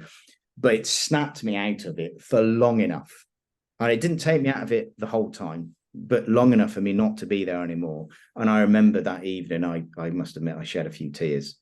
I shed a few tears because basically these girls are being sold for €2,000, and they'll probably make 200 to 250,000 euros off them. The markup on human beings is much higher than on cocaine. And I was witnessing probably 4 or 5 girls' lives being ruined unless they're rescued. And I was there to help negotiate to create safe houses. And, you know, stuff gets the better of us, and you're in a therapy situation and you can feel yourself going, because our viewers and listeners, if you're in therapy, you're probably pretty compassionate and you want to see people whole. So you're going to feel stuff that you went in for it for certain reasons. You're going to feel stuff. What are you going to do when you're going to lose it? It happens. Use pain. Bite the side of your face or your tongue. It's pretty mucky business, but it overrides the other thing, and you use pain to manage your state because you distract yourself. And if you're feeling that you're getting to that too regularly, and the cycle's a bit like this, you just need some time to decompress and then know your stress cycle and rebuild and regroup and get back into doing what you do really well, which is the healing arts, effectively. Talking of cycles and rhythms, there's 2 main ones in human beings: ultradian and circadian. Yeah. Okay. Now, circadian is essentially the idea that pretty much once every 12 to 24 hours, we kind of go into a zone where everything's resetting, so to speak, psychologically. But in that moment, there is no resistance, there is no physical faculty, but naturally occurring. An ultradian is less than 24 hours, but more than an hour generally. Okay. So anywhere from an hour to an hour and a half, there will be a zone where the brain just stops taking things in the way it ideally would at peak attention, and kind of goes offline briefly, metaphorically. So you could take advantage of me now, because we're about an hour and a half in or so. I mean, I'm yours. So put the suggestion in and I'll do whatever you tell me. Well, that's the point, you see, because when knowing that, but it varies. Some people it's going to be on the hour, some it's just after, but it's around that time, which is why I always advocate making therapy sessions, even though they don't require to be. But when I do the 1 session, guaranteed result stuff, rather than multiple sessions for weight loss or whatever, when I do that, we're going to life-changing fucking session, 1 session, we're going to deal with all the shit. I will plan for it to take, in realism, between an hour to an hour and a half. Okay, gotcha. And not start straight away. This is having the brew, doing the questionnaire stuff. The point being that then if we can start so that I'm likely to my 53-minute complete mind therapy script, which is mentioned a bit in my book, Hypnosis, which students of this course get a copy, PDF copy to have a look at. But if therapists want to become, blatant plug here, want to become certified complete mind therapy practitioners, then look at ultimatehypnosiscourse.com. But the point being, that lasts 53 minutes. So call it 50 minutes, the script, the structure for that change work session. So I kind of would kill the first half hour with convincers, general conversation, looking at the questionnaire, blah, blah, blah. So we'd be 20 to 30 minutes in. Yeah. So that when I do the complete mind therapy session that's 50 minutes long, it's going to take us to an hour and 20 for the ending. And because I know that when you bring people out of trance or out of the eyes closed relaxation process, that they're still suggestible for another 5 or 10 minutes till they return to full consciousness, because they're going through the hypnopompic waking up transitional sleep state, that some of what is in that session structure is going to hit them at the time that they naturally have the ultradian cycle. So even if nothing else in the session was to hit them at the most suggestible time because of the belief and expectancy of hypnosis, placebo, and all the stuff that I talk about in the 4-hour video that people got with lesson 1. Yeah. I know that some of it will hit them during the time that that cycle's going to take place. I don't know which bit's going to hit them, but I know a bit will. And a bit is better than none. Yeah, for sure. Especially when combined with the placebo effect, Pygmalion, Rosenthal, Hawthorne, Totem, Halo, and all the other things we talk about in that 4-hour video that gave us a bonus with lesson 1. So, yes, just something to be aware of. So you're the clever bad boy of hypnosis as well, then, because that's pretty fancy. Because if you think about a lot of business conversation is done over food, and if you've got a long meal with courses and this, that, and the other, you're in a restaurant and people are more open, they're more relaxed, they hit that hour point, hour and a half, probably at the same time as lots of digestion is taking place in the system, and also probably around. More than likely, we're going to be getting into the rounds then, because when you get there first, you have a drink, then you've got to order, probably starter, main, toilet trip, maybe another drink order, dessert. Around dessert time, running into coffees and brandies or coffee and whiskey or whatever, does tend to be the time when business gets done. Or it's been getting seeded throughout the meal, but it tends to be drawn together at that time period, which likely is going to coincide around ultradian rhythm cycles. Damn it. So when I buy you that curry, because I got the name wrong and that was the deal, I'm going to set an alarm on my watch for 1 hour because I'm going to think, right, what's going to take place now? I'll be clucking like a chicken down the street. You know, you'll do something to me. Maybe I don't need to. Just because you planted that seed yourself, it can grow without any. I've been got the attack vector. I've not been able to fend it off. Oh, dearie me. So, to bring today to a close, because we've got loads of other good stuff yet to cover in lessons 4, 5, and 6, but I'd like to talk briefly about 2 books. One called How to Win Friends and Influence People by Dale Carnegie, and the other called The Psychology of Persuasion by Robert Cialdini. So let's start with How to Win Friends and Influence People. There will be a copy of this PDF in the members area because it's now out of copyright. So there will be a copy of the original version of it that is out of copyright and in the public domain, and thus legally we're able to share it. But if you prefer a printed one and you don't want to waste your computer ink, go on eBay and buy a second-hand copy. You get one for a few quid. Well worth reading. A few key points. Well, there's 8 key points, and it's those that I want to just briefly talk about, but obviously read the book for more. I'll read them in order. The 8 key points of How to Win Friends and Influence People by Dale Carnegie are: number 1, don't criticize. Number 2, give honest and sincere appreciation. Number 3, arouse in the other person an eager want. Number 4, talk in terms of the other person's interests, which I'll expand to desires, values, etc. Number 5, remember names, because the name to them is the sweetest word in the English language. Number 6, become genuinely interested in other people. Number 7, avoid arguments and conflict. Number 8, be a good listener. Now, that's the order they appear in the book. That's not necessarily the order you'd use them in everyday life. And you wouldn't be using just one of them. It's a combination. It's a recipe. It's a mix, like Paul's mentioned before. But yeah, let's briefly go through those bullet points. Number 1, don't criticize. People like to be right, don't they?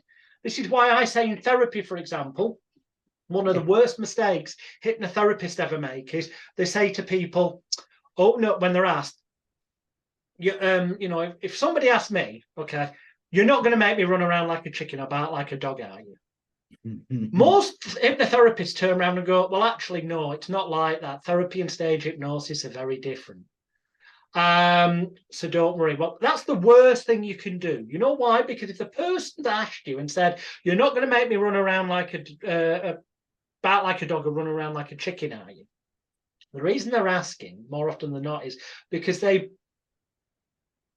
believe that you could possibly do that, okay?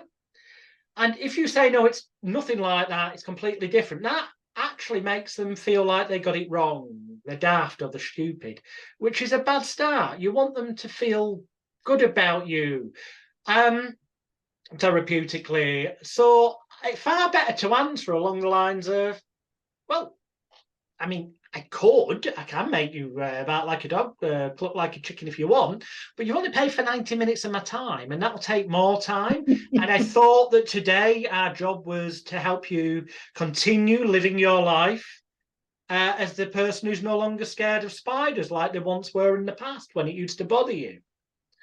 But if you want to pay a bit more money, we can extend the time and we can do those things. Up to you. What do you want to do? And they're going to go, no, let's just get on with things. But what it means is it's put their mind to rest that you're not going to do those things, whilst still giving you that perceived power that you could have done, which is heightened the belief and expectancy in the process that you're going to do together working, whilst also making them feel good that they were right, it would be possible. Yeah. That's one example. But yeah, give us that example relevant to the bullet point, don't criticize. Yeah, you want to do 2 things. It's about ego suspension. So they're coming up with something you might disagree with, but you don't do that. You don't have to. You don't need to. It's not essential, and it will break rapport. Don't want to do it. And then the don't criticize thing as well. Think of the grain in wood. You want to flow with the grain all the time. You don't want to cut across it. If you criticize, you're going to get a splinter. Yeah, somebody's going to bleed. You don't want to do it. You want to go with the flow. And ego suspension, not criticizing, going with the flow is absolutely essential. It just works. And that's why that book is so good, because they just interviewed tons and tons of people and distilled the key things that successful communicators and stuff did. It is magnificent. But number 2, give honest and sincere appreciation. This ties in with, you know, what mentioned in lesson 1 and the bonus video does about the fact that people need to feel, they might not consciously be aware, but they need to feel loved, wanted, needed, appreciated, cared for, cherished and valued, that their thoughts, feelings, emotions and values matter and all that kind of thing. Yeah, listen for a point of agreement and build from that place. Straight out of the negotiating peace building book 101. 2 ears, 1 mouth. No, okay, number 3, arouse in the other person an eager want. They give various different examples of this in the book, but it's about getting them enthusiastic about wanting the same kind of outcome. Yeah, and I suppose in the NLP world and other linguistics world, they'll be talking about people who maybe actually look at things through a much bigger risk lens or sort by difference lens. So it's understanding the pain pleasure principle, isn't it? Saying if we're arousing a want, sometimes we need to arouse the want by exposing at times actually what you don't want. And some people need a bit of that covered off and then go there, and other people are like, no, give me everything I want. So it's knowing how to navigate those two, but it's actually critical in communication. Before talk in terms of the other person's interests, which can also be expanded to, that's showing that you've been listening to them, that you understand them, that you're kind of singing off the same hymn sheet, or at least appear to be. It's like breadcrumbs, you're in a conversation, you can practice this stuff amazingly at family events, dinners, going out with mates, work event, whatever.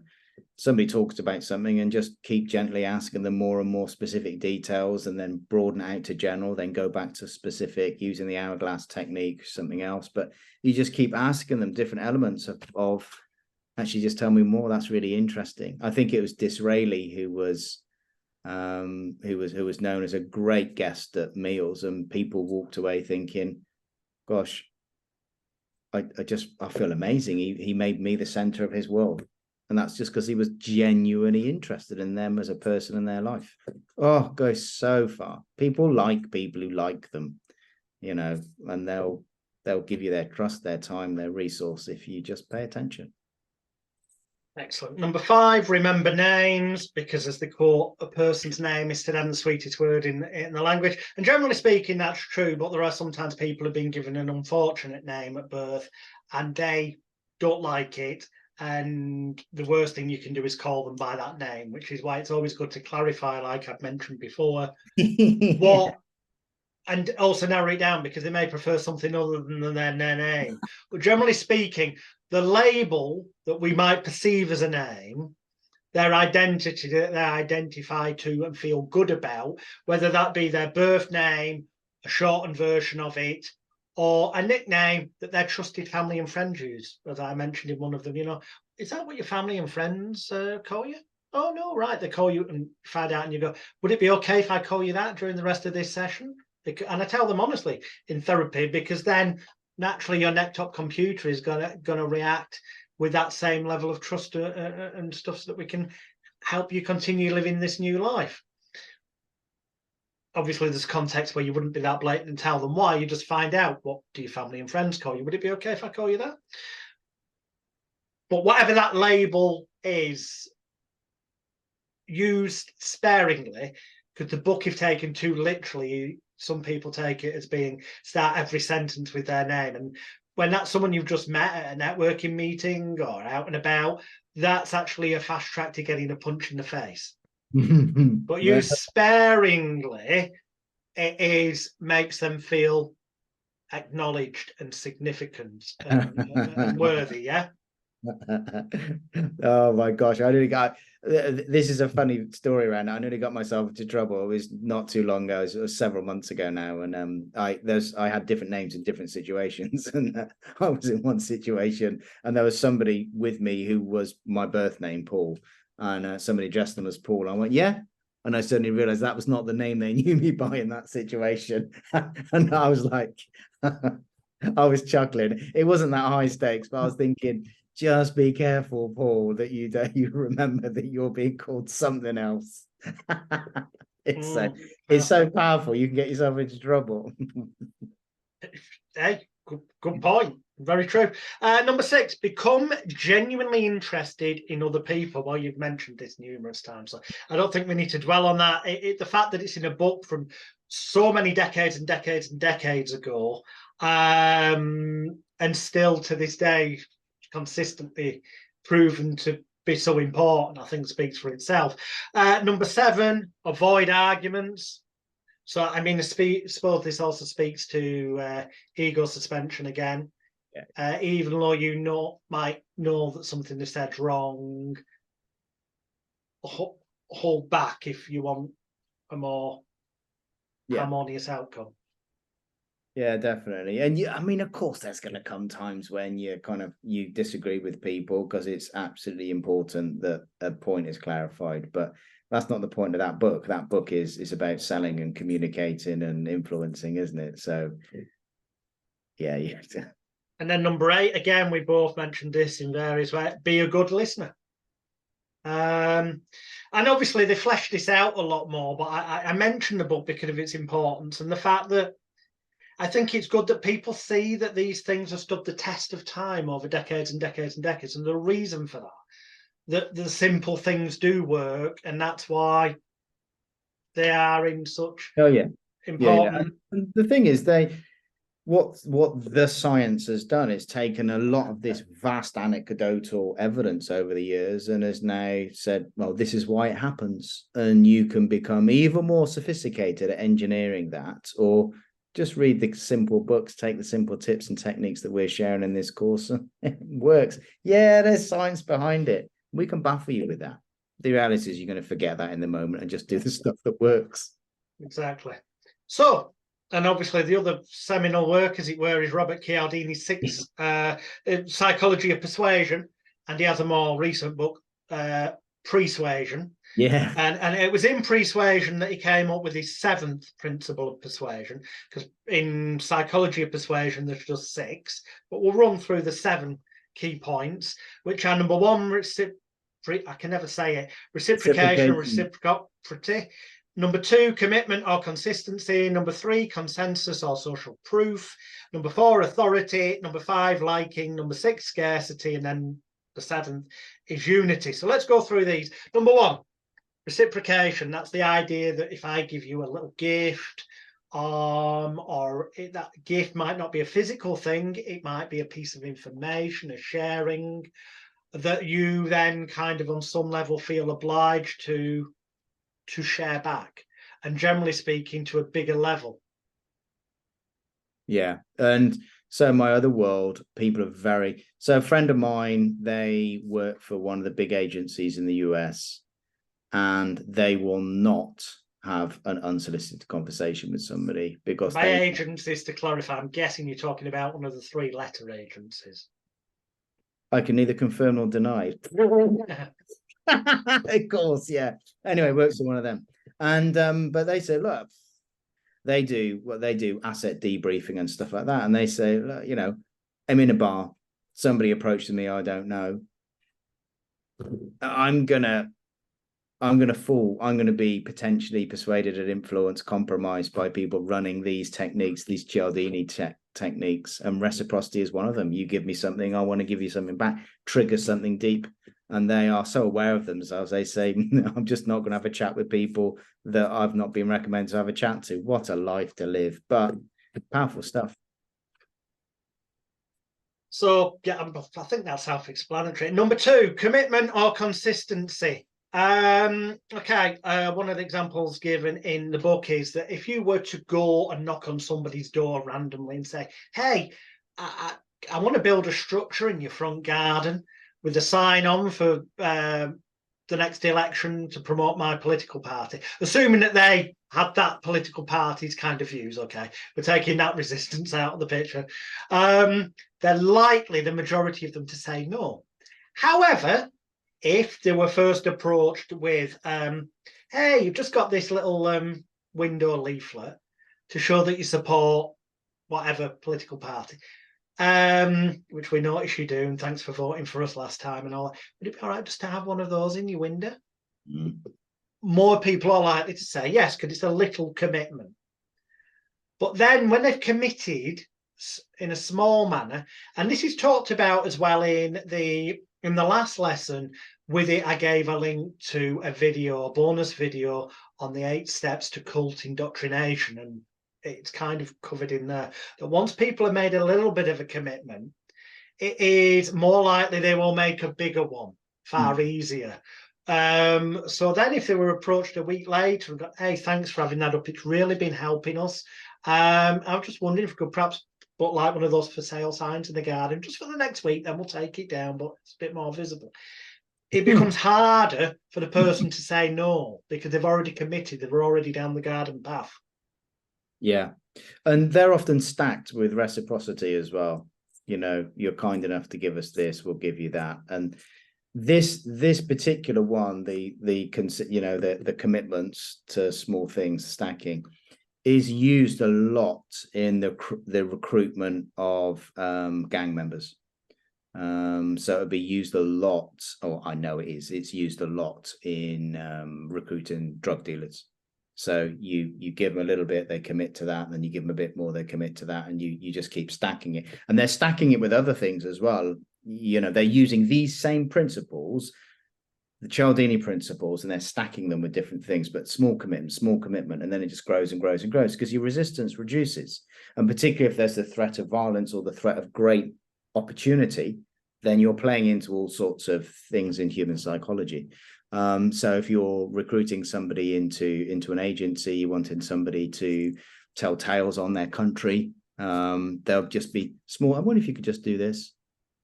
And it's a small little thing, and it's an easy threshold. It's an easy bar just to get over. It's not, you don't want to make it too hard the first time. Oh, that's easy. Oh, it's not too much, is it?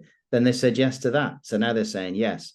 And of course, when it comes to persuasion, we know that using yes sets produces resistance. More times people say yes. So they're stacking these things. So, you know, a journey of 1,000 steps, whatever that destination is, starts with just these little teeny weeny small steps. And it's just, once you're on a roll, it's very difficult to say no.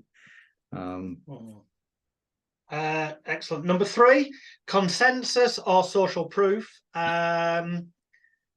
This is the idea that it's easier to get people to come around to your way of thinking or doing what you want if they can be shown evidence that other people, lots of other people like them, think that way, or have had a fantastic result by going to see that therapist, or that their life became better because they bought that 800 quid super wonder vacuum cleaner and there was less dust in the house and the asthma didn't affect them.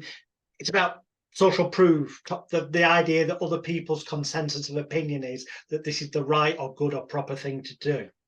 Yeah, so for our viewers who are therapists, coaches, whatever, one of the things that you can deploy quite quickly is to the idea of the testimonial, the quote, and actually just putting a quote at the top of your copy. Somebody said this, actually frames people to be more likely to say yes to everything that's coming below it, let alone all the other testimonials and authority amplifiers you've got elsewhere. But that's just a top tip, just a bit, the top end of your copy makes all the difference. Number 4, authority. This is, we've spoken to this on many levels through this, but authority in itself can bring fear rapport and awe rapport. Fear can be, don't mess with that person because they're the one who's the flipping run this estate kind of thing, or this gang.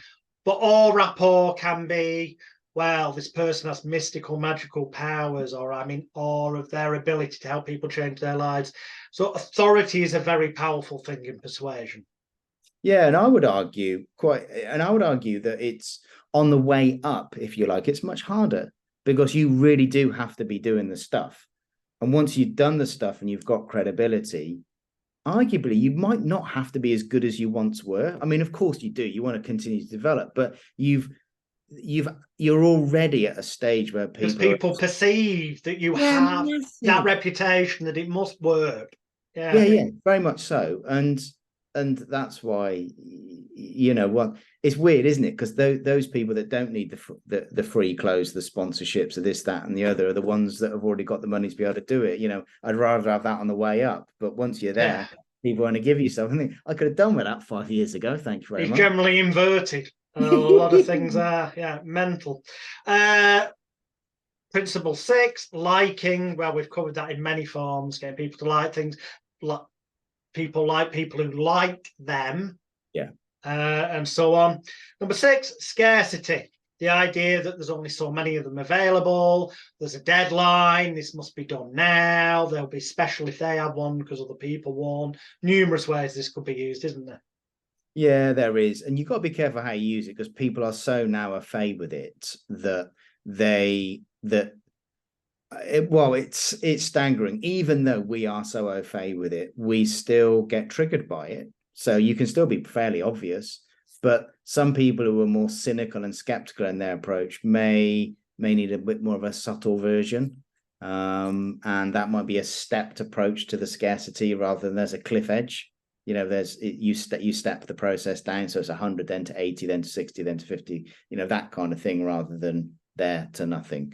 But principally, it works a blinder. And then, of course, this came out in Persuasion. But the seventh principle, he says, is unity. Yeah, okay.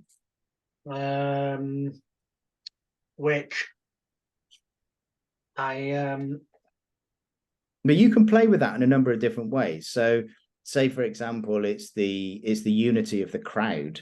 So you can use herd mentality and herd instinct to, you know, everybody is doing this kind of thing, or if we all do this, we all get to gain. And certainly that works a lot in negotiating settings. So if you can appeal to, and there's many ways you can slice and dice the unity principle, but one of the things that you can do is, if you are in a stuck situation with 3 or 4 different people in a negotiation, you basically position yourself as the unifying authority, the person who brings the salve to the pain in the situation. And that has a massive amplifier effect. If you can be the person who brings people, careful what I say here. So there was a certain agency in a country that I was trying to, you know, have a relationship with, a conversation with, and my way in, I knew them, had a conversation with anyway, and they were like, yeah, whatever, blah, blah, blah, blah, blah, blah, because I'm 005.5, so, you know, I'm nothing really. So, but the way I got them, and because I felt was right, was I was able to bring people to them and to unify a set of conversations that they weren't able to themselves. And I went from 0 to somebody who they were really, really interested in within hours after that particular point in time. And that was because I was the unifying factor. So if you can create unity, it's a massive amplifier of your authority and influence. Huge. And in terms of groups and crowds, I've mentioned it previously, but Gustav Le Bon's The Crowd and Charles Mackay's Extraordinary Popular Delusions and The Madness of the Crowds, 2 books that are now out of copyright and in the public domain, and therefore we can legally give you PDF copies of them in the members area, and will be doing, but you can buy them cheaply on eBay if you prefer to hold a book. We'll tell you all about the group mentality, the crowd mentality, and how to unify them, manipulate, and nudge them. And you know what? We've just hit the 2-hour mark for lesson 3. It seems a good time to bring lesson 3 to an end, because there's a lot there for people to unpack and look at. Yeah, fantastic. That is lesson 3. Join us again soon for lesson, yes, you've guessed it, you're ahead of us, lesson 4, where we will, looking at this to give you an idea, we're going to dig deeper into, well, some of the bullet points I've got here that we're going to go into in the very next lesson is I'm going to ask questions such as, please give us some examples of the best ways to spot lies, but also how to lie without being noticed. Best way to spot and things. We're going to go dig into real world, how to beat lie detectors, how to beat interrogation, or how to spot these things in other people. So it's going to be fun. Okay. I really get to poke the wasp nest, so to speak. And all my limbic responses coming out. Oh no, we're going there, are we? Yeah, we are indeed. Oh, so God. Until then, until lesson 4, as always, it's goodbye from me, and it's goodbye from me. We'll see you soon. Take care. Okay, bye.